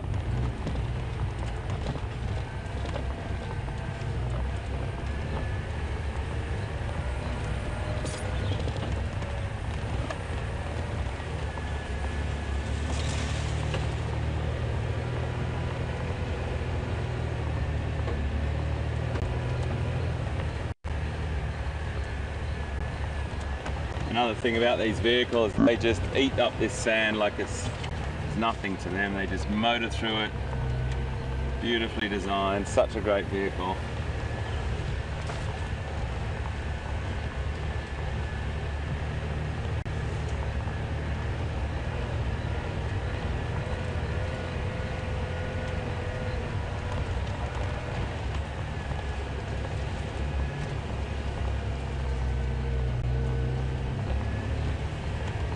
just got a tweet from Chris Rogue on Twitter, and Chris is asking if hippos are resilient healers, and the answer to that, like lions, he said, they're absolutely resilient. They have an incredible healing quality, Chris. And firstly, sorry Chris, welcome aboard. I'm just concentrating on the sand a little bit here. But they do have an incredible healing ability. I've seen in captivity, particularly because I've worked with hippopotamus quite closely, so I've been able to monitor their rate of healing, and they have either had a bit of a tussle with each other in captivity, and they might have given one or the other an injury, and it heals much quicker than you actually think. So we never know, Chris. It's I think we're all sort of sitting back and watching what happens with this hippo, and we'll just have to carry on and see what happens, because I thought he was going to rest there and he's found his place, but he really has moved somewhere. The behavior is a little bit interesting to try and analyze. Normally a hippo wouldn't move in that time of the day. They probably move at a bit more of a cooler time of the day, or during the darkness, but at the same time he might have his reasons, and we don't know what's happened there during the day either. So that's another interesting thing. We don't know what pressure's been put on him by another animal. It'd probably be unlikely to be another hippo, but elephant may have gone into that water, and even though it didn't look like it around the edges there when I looked. Nice kudu, couple of kudu running through here in front of us.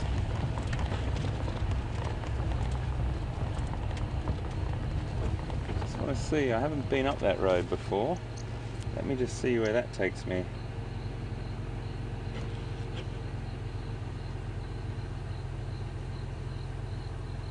Okay, we'll carry along to the end of this, and then we're going to go left off this. It's okay, my girl, just take it easy. Take it easy, it's all good. Kudu there, panicking that she'd been split up.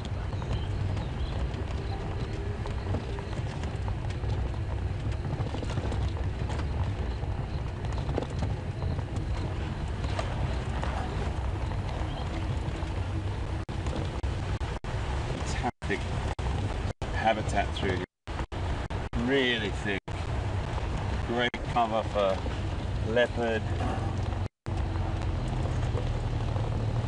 lots of predators active, but this is leopard country.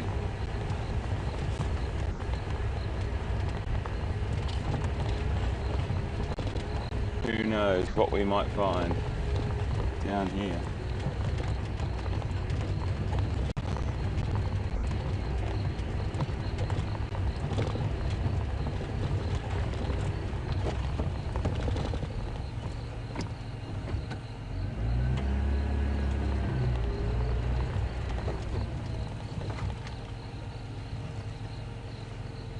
Just having a look at a bird, folks. I thought it was. Way up there is a vulture. A white-backed vulture. Sitting in the tree. I just caught it out of the corner of my eye, I just spotted him. And I don't know what he's doing up there, but let's look around and see if there's any more.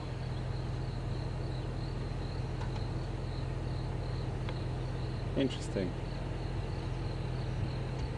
That's sort of, I mean, he could be just roosting there as well, but normally you see a vulture like that, you'll see a few more on other trees somewhere, and it normally means one thing, that they've spotted a kill. Sorry about the bumps, folks. And yeah.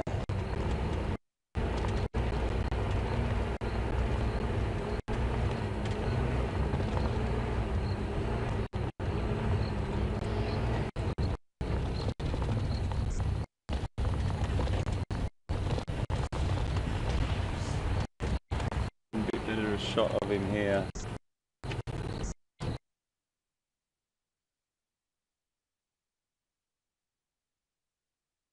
Lovely.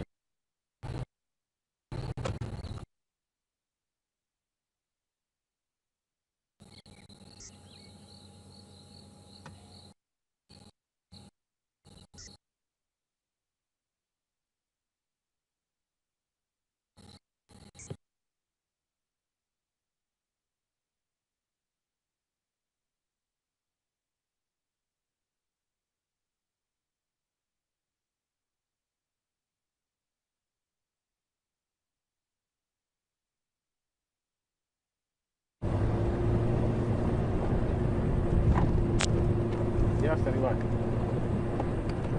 Alright guys, welcome back.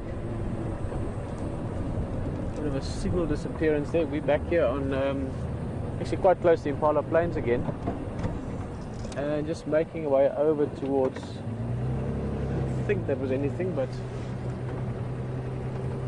it's always better to check and see that it's nothing than not to check and miss something. Nope.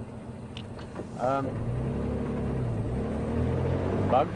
I was thinking actually this morning at one stage while driving, those hyena that have disappeared, the ones with that were at the den, they've obviously moved den. I've checked 3 of the dens that they typically use, but there's an old den that I remember from years ago that's not too far from here, and I was wondering if they've maybe moved back there. So I want to go check that out, see if there's any activity, if I can still find it. It was quite a tricky place, but I think I should be able to find what was the old track, well, probably 6 years ago. You can normally still pick it up a little bit, the trail from it. So I'm going to quick have a look that way and then see what happens next.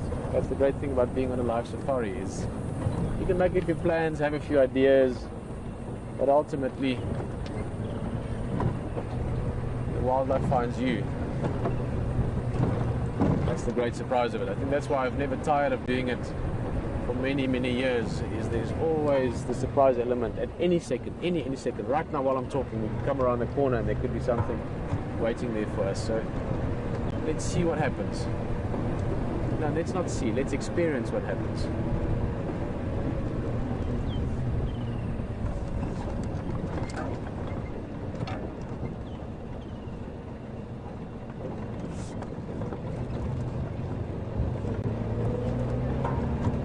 Careful look, it was up ahead here somewhere that the old turnoff used to be.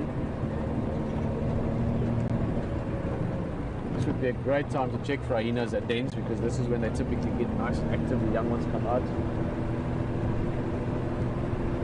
Let's see.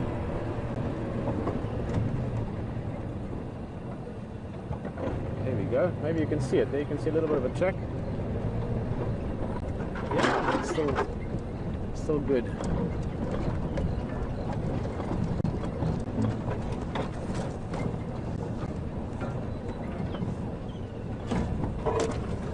Not been driven for quite a while.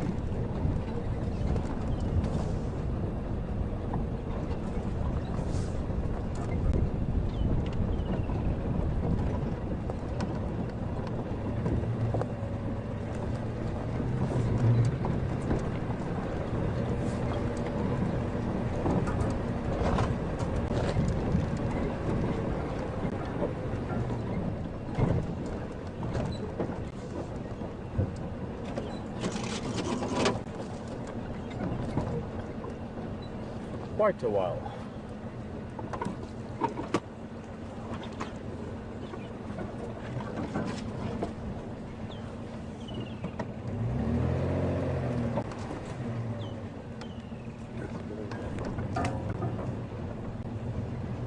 The trees have grown over part of the track again.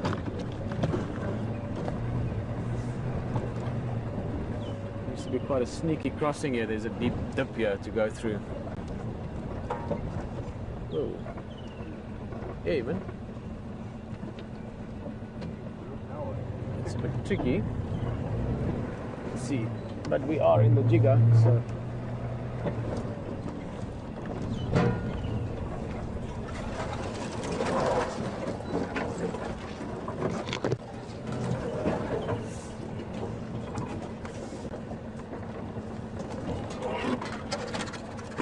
Hello, Josh. Josh is just asking what kind of spoor or what kind of signs, if you want, leopard would leave. Oh, yes! We have found the den again. Hey, I'm happy. Josh, sorry to interrupt your question there. We'll talk more about leopard tracks later. But the main thing with leopard really are tracks or drag marks if they have a carcass. But for now, let's enjoy these hyenas. We have the hyena den. Hey, little dude.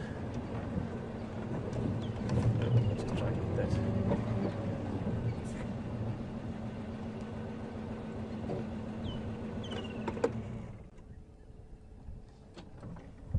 Ah, and just look at that. A little bear of an animal.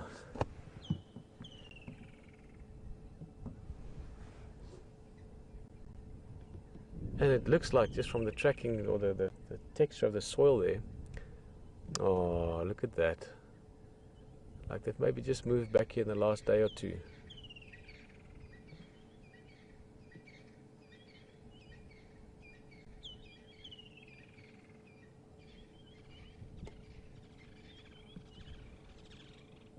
Oh, look at that.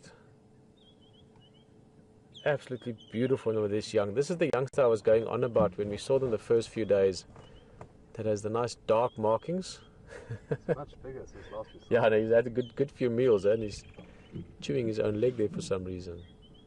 But he's got beautiful dark spots, and on his one side, I think on the other side, on his, in boating terms, on his starboard side, his right flank. I remember he had quite a few spots that almost made like a line. Oh, and he looks a bit, not lonely, but waiting at home alone for the grown-ups to get back. There might be an adult around. I don't know. I think I only saw the one when we came down, but this is great news. It's a new den for them to be using. It's an old den site, but they're using it only recently. So that means that we will most likely have them here, I would hope, for the next few weeks at least. 2, 3 weeks, 4 weeks maybe.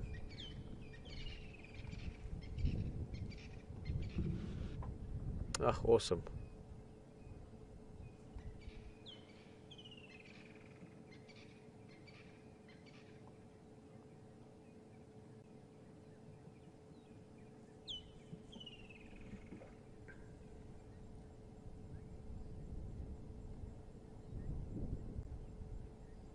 I know I often talk about this, but unfortunately so many people have got a negative perception of hyenas, especially of spotted hyenas. Get a few different species, but by far the most known are the spotted hyenas, and it's a long history of storytelling around hyenas and perceptions created by documentaries and animations even. Hyenas really are fantastic animals, and I think sitting here looking at this little guy in the mood he's in, and as beautiful as he is, actually more likely a her, it's most likely a her actually. As beautiful as she is, I think many of you would easily reconsider your perceptions of hyenas. They are amazing animals, great family structures.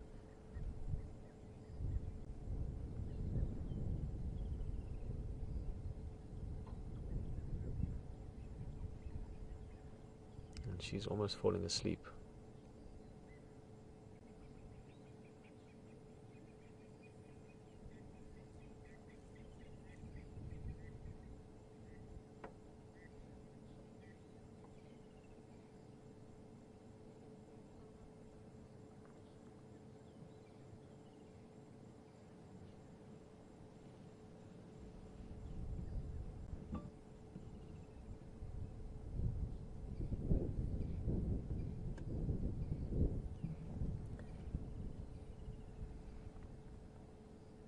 We'll see what happens over the next few days and weeks if we get to know them. But I was just thinking now that, sorry, in a strange way, it made me think of my daughter.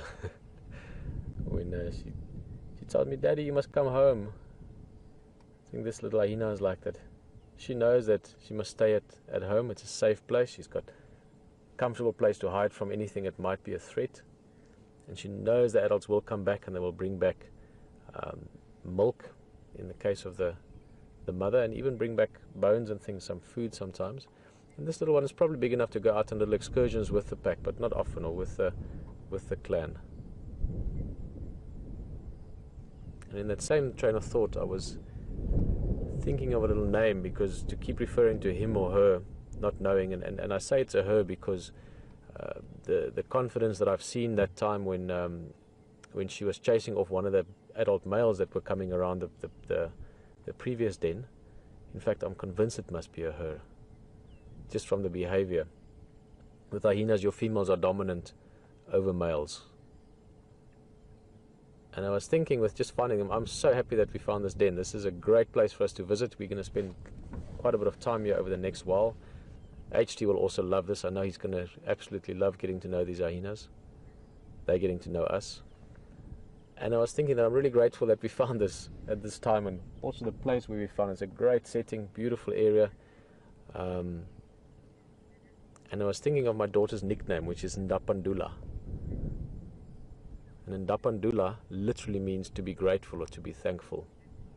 In Oshivambu, which is not the language spoken here, it's the predominant language in Namibia, which I've started picking up a bit as well. Unfortunately, not as good as I speak Shangaan yet, but my daughter speaks Vambu. So maybe I might start calling this little girl Ndapandula, because I sure am grateful that we found this den and that this little one was sitting outside waiting for us. Maybe not waiting for us, but we were waiting for her. These dens, and we're going to have a little look around just now once she's relaxed with us. These dens normally have two entrances, and this is, again, from what I remember from the past, this is one of the used entrances, but right on the other side, almost 180 degrees around the termite mound, there is an alternative entrance as well. It's quite a nice looking entrance. It had a few plant roots and things as part of the look, and depending on the temperature and depending on the time, if you come here early morning, you'd find them normally on the other side, the eastern facing entrance to the den, because then they get the early sunlight, and the same again late afternoon. This one is waiting on the western side. Just look at that. Oh, too beautiful. Look at that face.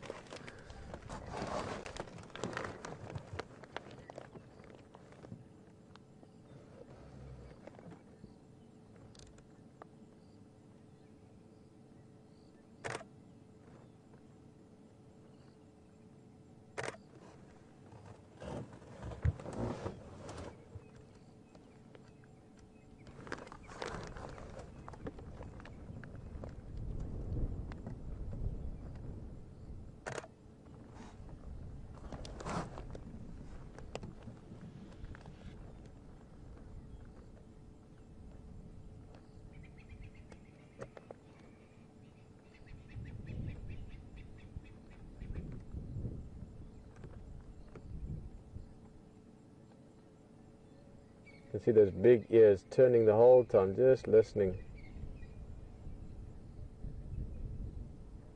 Almost falling asleep, but constantly, always listening.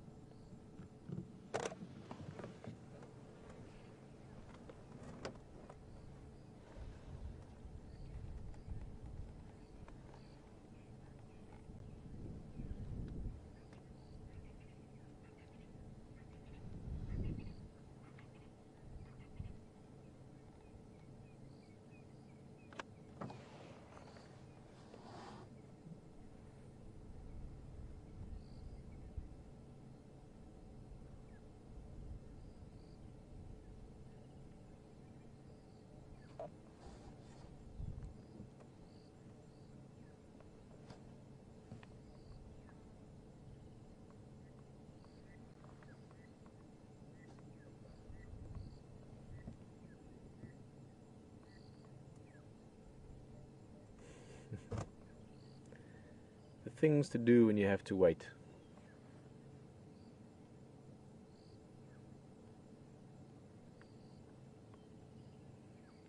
Also a nice time for us to join this den because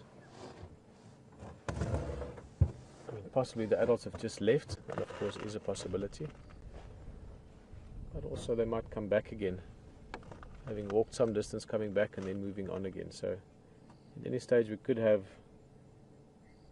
one of the clan coming back. I'm also wondering, I don't know the hyena packs in this area that well, but when we had the Nkuhuma Lion Pride about, about a week ago, 10 days ago, on that buffalo kill, right at the end we went back the last morning after the lions had left, and there was one hyena female that we saw for a little bit feeding around the carcass, and she was heavily pregnant. I remember that very clearly now.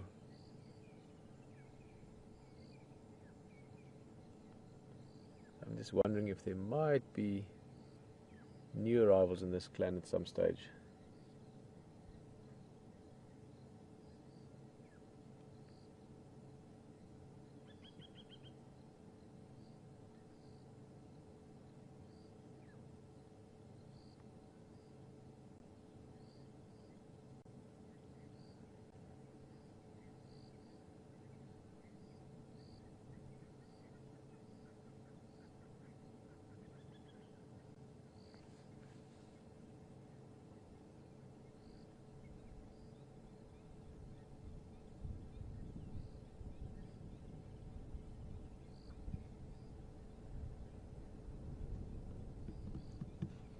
Quite an interesting build as well if you look at the design of this animal, or this little spotted hyena.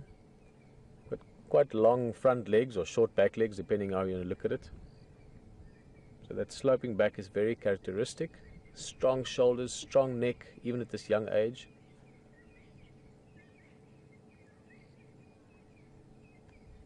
Now this enables them to do a few things. They're not designed for very fast sprinting. What's that? Little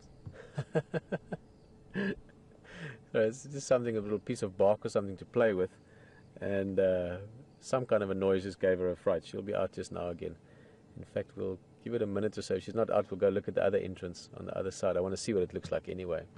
But that design just allows them to, or doesn't allow them to be great sprinters like cheetahs or even leopard would be at short distance, and but it does allow them to go into this loping run that they can do for a long distance, so they can chase down prey. It also makes them very strong in the front quarters because they often carry relatively heavy food for relatively long distances. I'm going to move space a little bit. I just want to see the other side.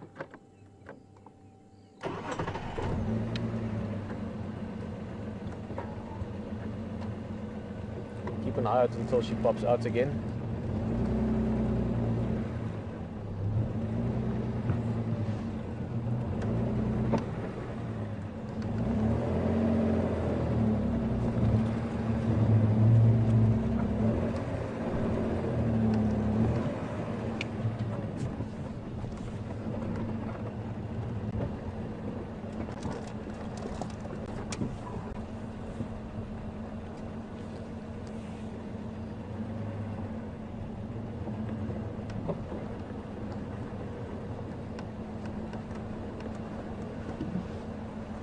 Wait, there's a little...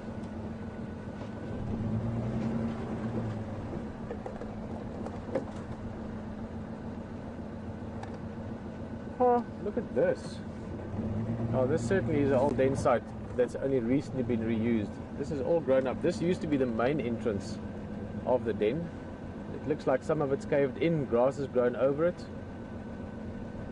Not impossible that they might open this up again. Look at this on the left here. She's curious. As we came around, I saw her pop her head out the other entrance. And now she wants to see what we're looking at.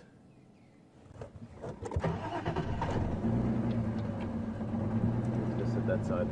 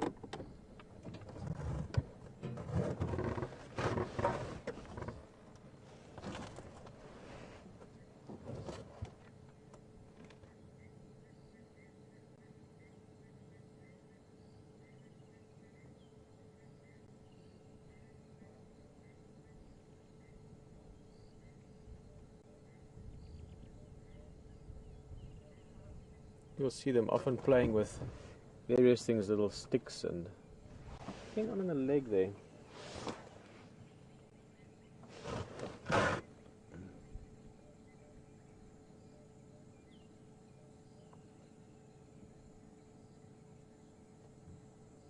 Oh, it's mud. Look at the front.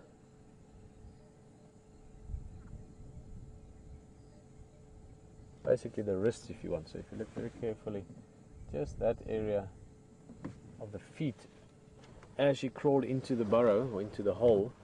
Obviously from the rain now it'll be a bit wet inside, and that's the mud. Just for a minute I thought it was an injury, but I didn't see it when we pulled up at first. So it's just a bit of sticky mud sticking to the fur.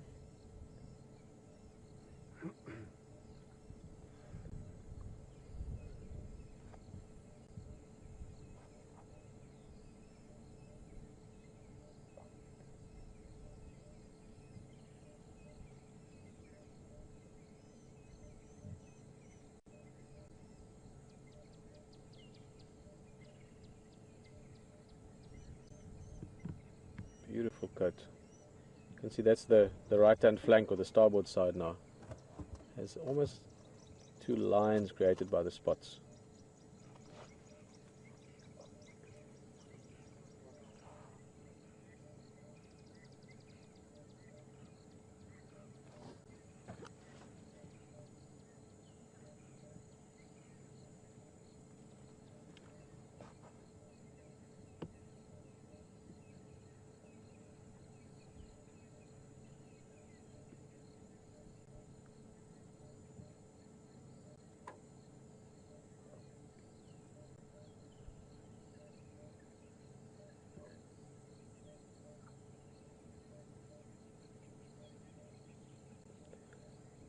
Oh, this is brilliant. She's come back out.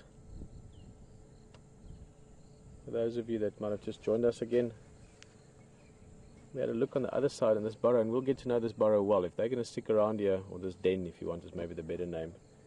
If they're going to stick around here for the next few weeks, we'll be spending lots of time with them, especially with this little girl. And Dapandula is a young one, won't be going out of the group too much, maybe for short adventures, but certainly not for hunts and for long patrols. So we'll get to know this place well. But what we did see on the other side, the other entrance I talked about earlier,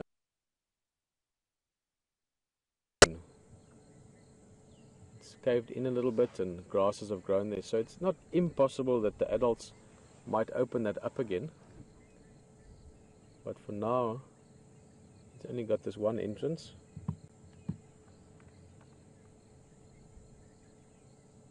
Look at those ears, listening all the time, just checking. The nose up, sniffing as well. Hyenas have got very good eyesight, but their listening and their smell very, very key in their sort of awareness of their surroundings.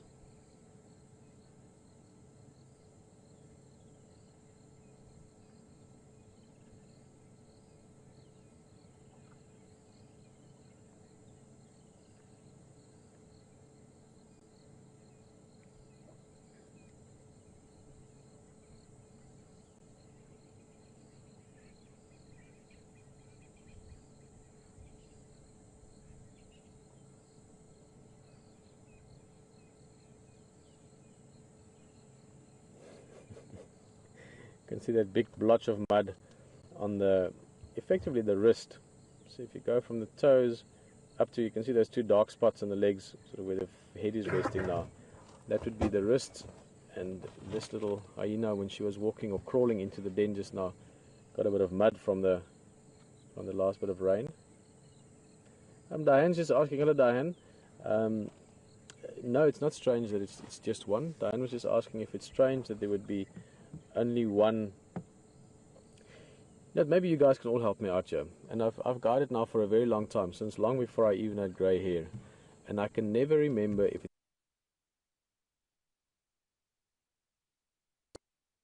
if someone wants to give me check it up a little bit, pup or cub for hyenas. But this little cub, it's not unusual to be alone. It's something that happens fairly often.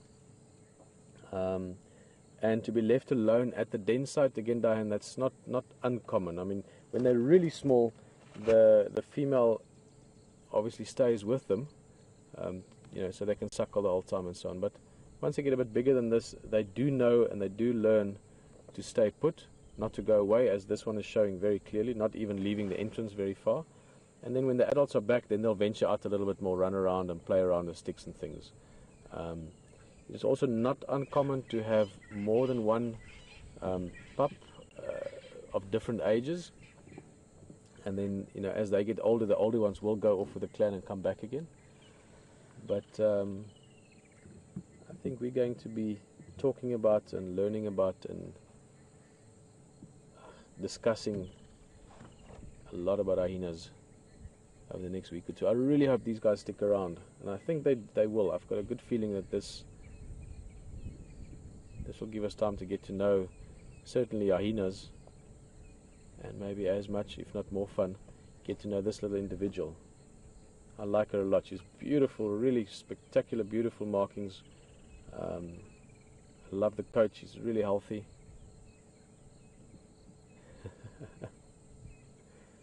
Very alert to anything that might be around. And then just to finish off with, you know, being left alone, it's very safe. This den site is safe from other predators. Inside these dens you normally have the tunnel going down and a chamber down the bottom where the mother could fit as well. But then you have like a deeper, like a bolt hole if you want, or a hiding hole further into the den, which will only be big enough for the little one to go into.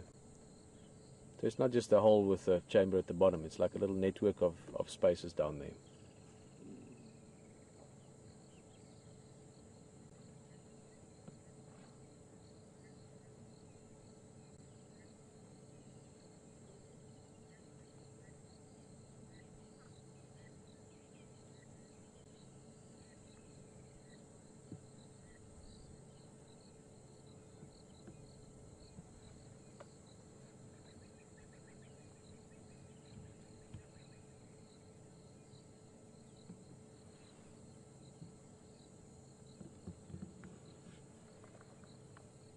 Hello Donna, just asking all the way out of Florida, what age will this hyena start going around with the pack? Donna, I don't have there's not like a fixed answer to this. I mean, like many things, there'll be quite a bit of variables in it. In fact, I'm not even 100% sure exactly how old this pup would be, or cub would be. As please, if one or two people can get back to me with pup or cub, maybe this will finally sort out something that I've been forgetting and remembering for about 17, 18 years now. Donna, maybe you can help with that. But this one, I would estimate, I'll check with Texan and them, Texan and Aubrey, that have obviously seen these guys when they were younger, but probably about 5-6 months old now. I don't think older than that, and definitely not younger than 4 months. So let's say about 5 months, 6 months at the most. And I would say around 8 to 10 months they'll start going out on little adventures, if you want. Not necessarily big, going out and hunting. People always think that hyenas just scavenge. Again, these are perceptions created over time about them. In certain parts of Africa, hyenas are very successful hunters, and they hunt more than they would scavenge. In fact, I remember years ago I read some articles on a pack in the Delta area subway that actually, relative to the lions more often stole food from those hyenas than the hyenas did from the lions. So these adventures is not necessarily only to go scavenging, it can also be to go hunting. Although in the Sabi Sands area, with a large predator population, lions and leopard, the hyenas do very well from the scavenging aspect of their sort of survival options or food finding options.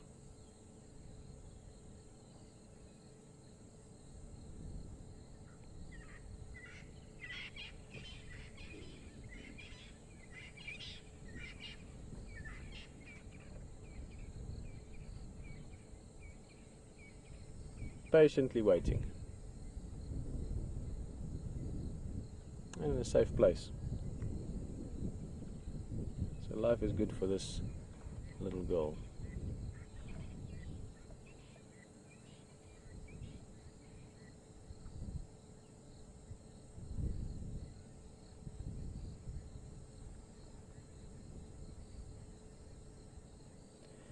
while we're talking about it, this is very exciting news also for the game drives. I just want to let Texan and them know, and maybe he can tell me if he knows exactly the age of this one.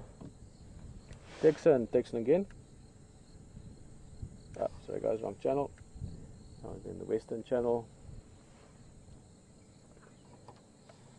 Yeah, now I'm trying channel 2. How are you?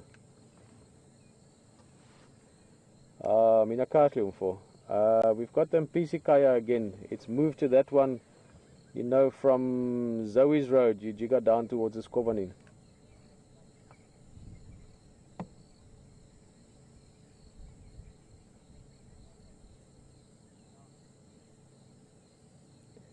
Yeah, if I'm actually sorry, you're right. It's just at Rebecca's Road junction. So when you're coming from the Greenthorn down towards Rebecca's Road, and then Lela's going down into the Skovanin, and there's a Chudulu with some guari bush and stuff on it. Yeah, it looks like they just recently came in. Texan, this young one, the Mampimpan, do you know how old is she? Yeah, no, plus minus?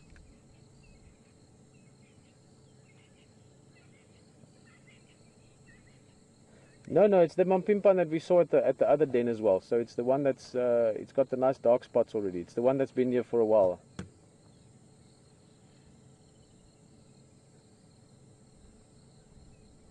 So again, 4 or 5 months. And Komos and Enimadod.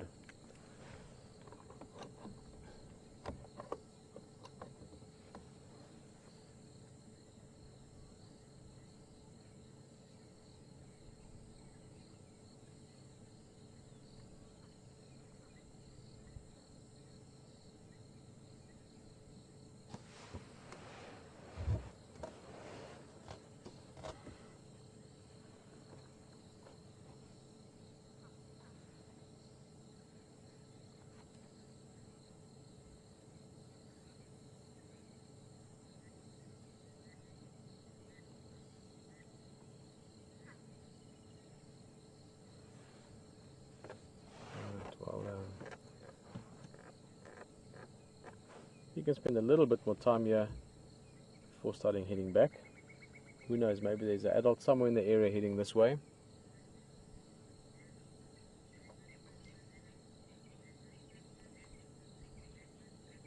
And I just want to recap the radio conversation I just had with Texan there, because you guys could hear what I was saying, but you couldn't hear what Texan was saying.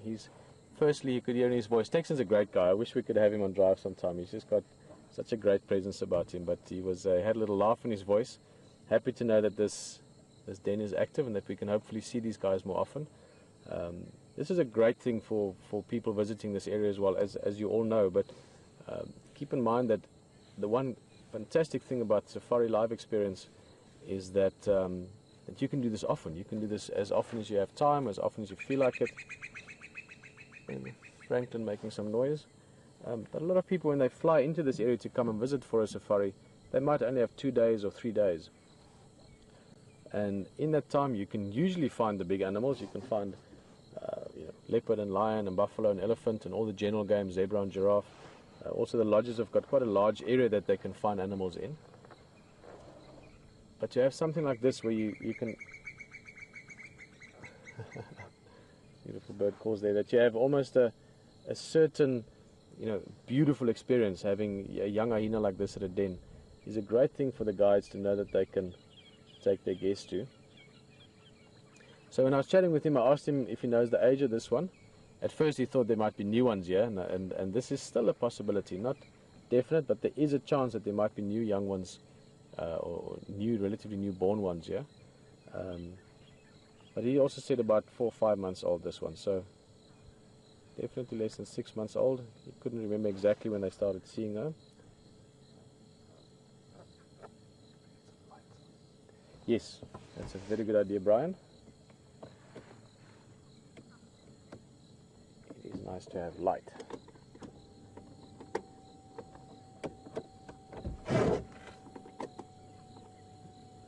How's that? Oh, let me try this one.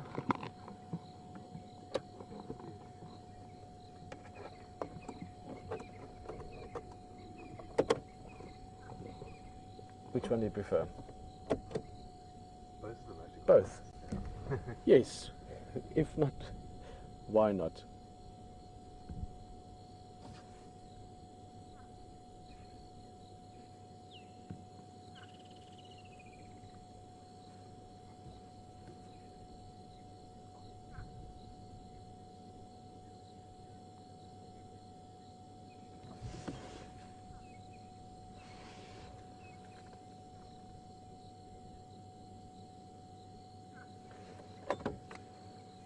HD standing by.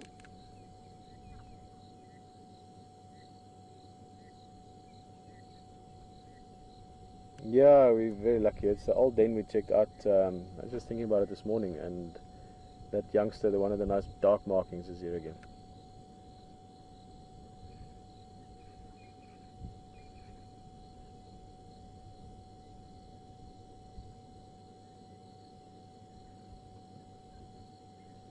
Okay, yeah, we're in a straight line from there, probably half a click.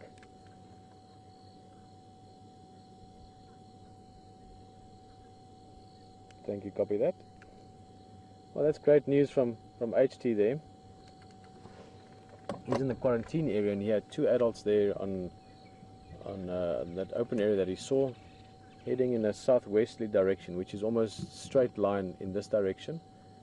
It's about, as you heard me on the radio there, about half a kilometer. So again, you could say roughly half a mile, a little bit less than half a mile cross country from here. There's about 2 drainage lines to cross. Yeah, maybe a bit further than, maybe more half a mile than half a kilometer. So let's say 700-800 meters in a straight line. So the adults are probably heading this way.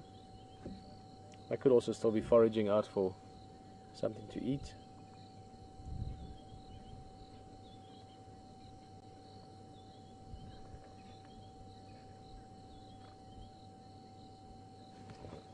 I just let Ephraim know as well. That's one of the other guys who's asking for an update.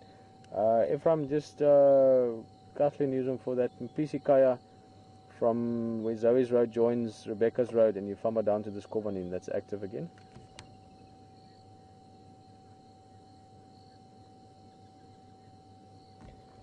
Mampimpa and the Land Rover no nonking going for, but the Land Cruiser I don't know.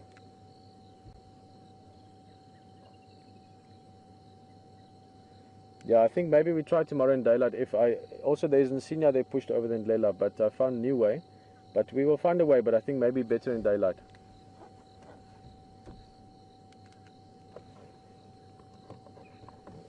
So I saw these guys this morning, and we had a chuckle about vehicles. It's a bit like cowboys and their horses, you know, the guides and the vehicles out here.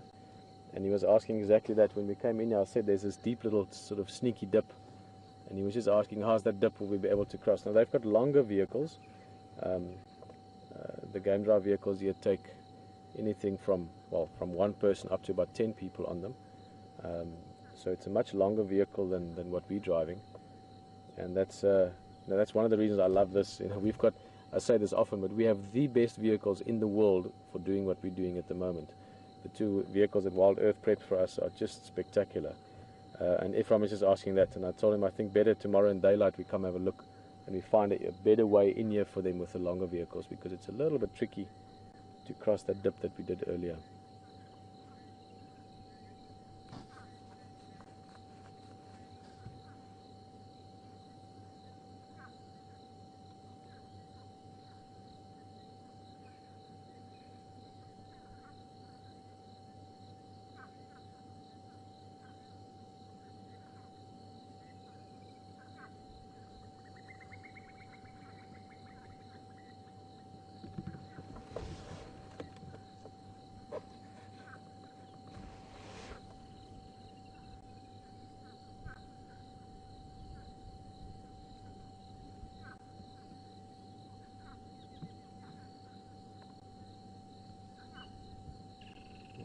Go.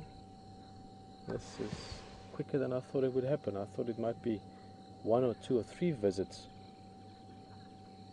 before she got curious, but it's on the first visit. She's coming right up to us. This is the front of the vehicle. Just look at that face. My goodness, it's too cute. Too cute, these things, I tell you. Oh, now she's disappearing behind the front of the vehicle. She's about 5 feet in front of the vehicle at the moment.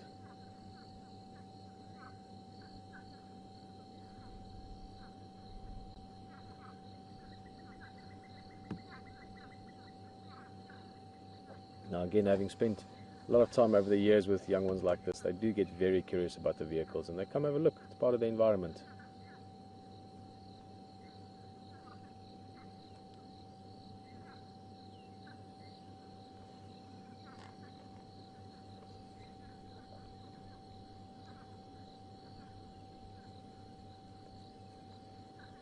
Well, there's something to keep her busy. It looks like an old bone. Maybe from the last time this den was used, which could be a year or 2 or 3 ago even. Something to chew on, something to pass the time more importantly. I mean, hyenas, again, as many of you know, maybe many of you don't know, they've got incredibly powerful jaws. They can break through everything but the thickest of bones.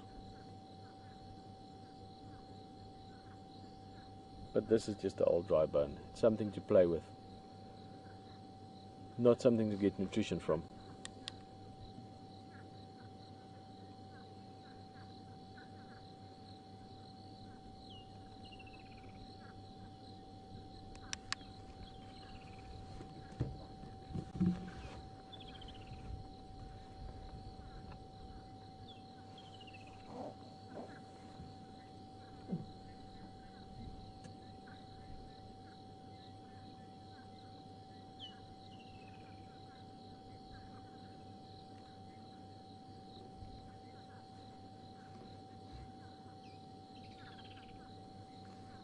Well, those 2 adults that Hayden radioed me about, if they were heading straight here with no distractions along the way, they might just get here before the end of drive. We've got about 9 minutes or so left. Oh, look at the nightjar.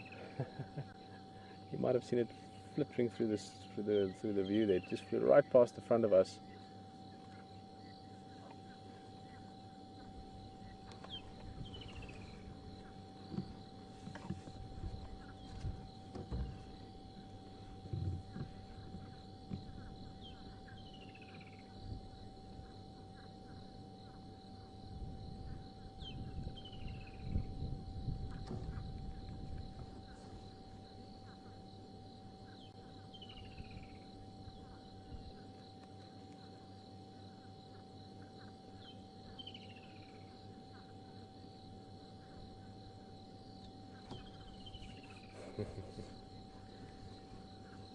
Something to play with.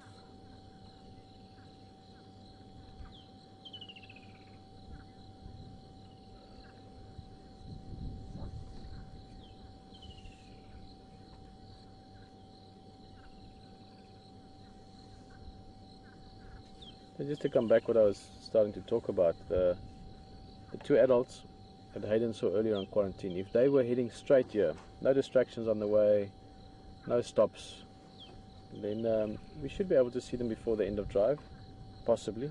They could arrive any time from now on. But of course there's also many things that could have happened en route. They could have been distracted, they could have been... I'm so happy, this was a good estimate. And there they are. The 2 adults have arrived. And straight back to the den, and this is I think the one that I think is pregnant. Let me just have a look. It's a bit quick to say. Let's have a first look. Hello, ladies. Yes, she looks pregnant. She does not look like she's suckling yet, but she definitely is pregnant. So, young one's on the way.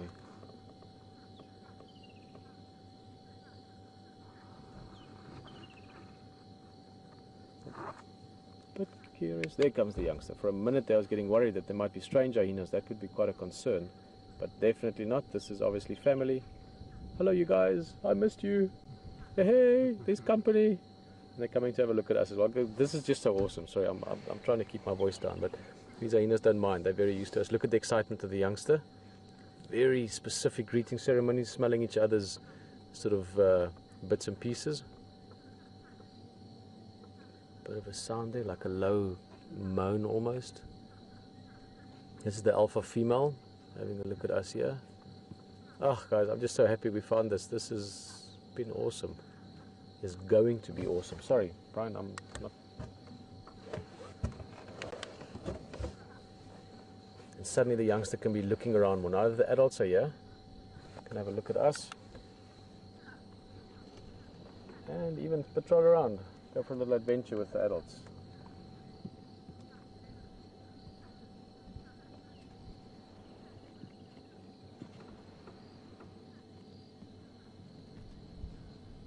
And they are going to give us the runaround because they're now going behind the vehicle. Let's just come back to the front and see if they come around perhaps.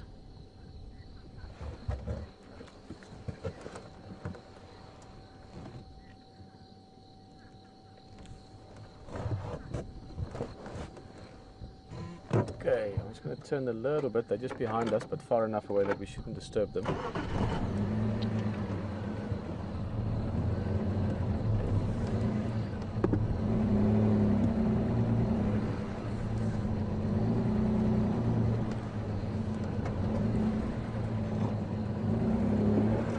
Look at that beautiful view there towards the last of the sunset color as well. Ah, fantastic. Fantastic.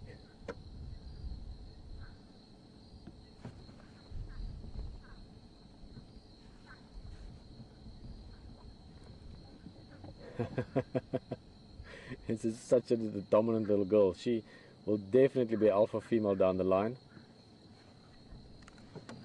Just the way she was moving there, I mean, she's still a youngster, but marking, brushing across some of the sticks in the area. This is a new den site for them, so they'll be doing a lot of scent marking around here, just sort of asserting themselves or establishing like a presence in this area from a scent point of view.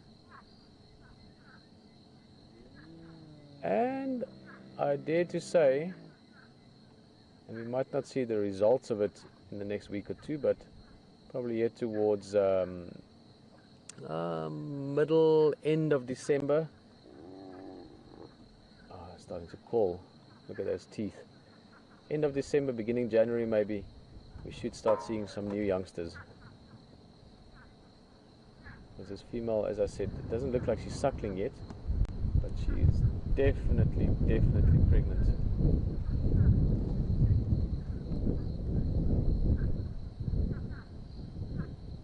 Here you can actually see down towards the back legs.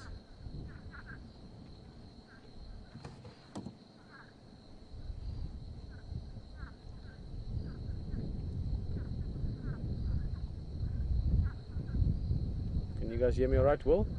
Nothing's changed that we know of, just want to make sure.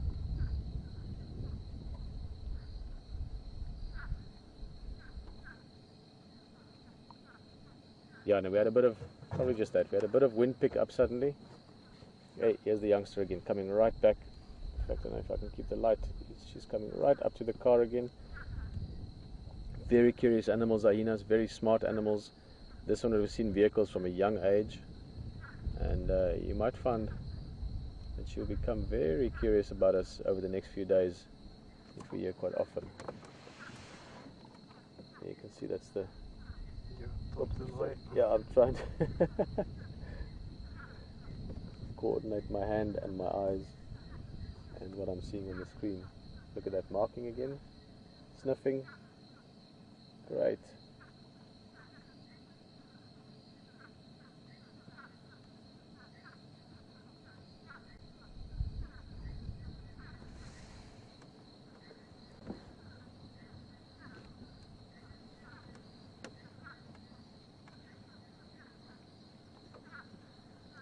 Having a look at the setting again, and we've got a little bit of time, almost 2 minutes left with these youngsters, or these hyenas and the youngster. But just again, what a spectacular place to be. Just look at this. We're sitting here in the early evening. It is nighttime around us, but the sky is still got that last glow of sort of post-sunset. I think we're going to see a few good sunsets from here. I'm sure Brian is also looking at it. we've got one or two nice trees that skyline themselves there, so we will be seeing a few sunsets from this area. I hope. Don't want to preempt too much, but this certainly has the feel of the next den site, not only for this youngster to grow up in, but also for this female that we're looking at, busy grooming herself. I think this is her new den site of choice. This is where the next youngster is going to be born. So let's have a last look at the little youngster being played there, or playing with the other, probably female, just looking at the behavior. It's very difficult with the hyena, male and female, you can't really tell the difference that easily, but great interaction here right next to us. You can hear their feet on the sand. There you can see the edge of the vehicle right next to us. Hey guys, and I'm going to have to thank the hyenas for giving us a great show here. I want to thank all of you for joining us for a fantastic safari. I'm very happy that we found these hyenas and look forward to spending time with them. From myself, Peter, and from Brian on the vehicle, Will and HT and everyone else that side, have a fantastic time, and we see you for the sunrise drive tomorrow or sunset drive tomorrow evening. Bye-bye.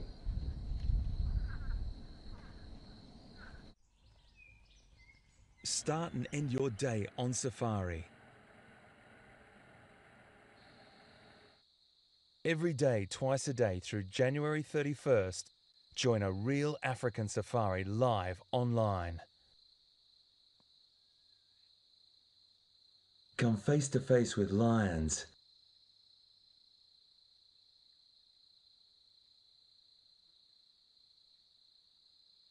leopard,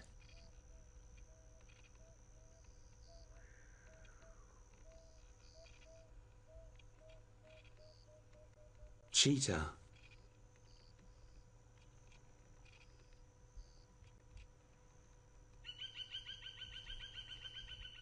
elephant,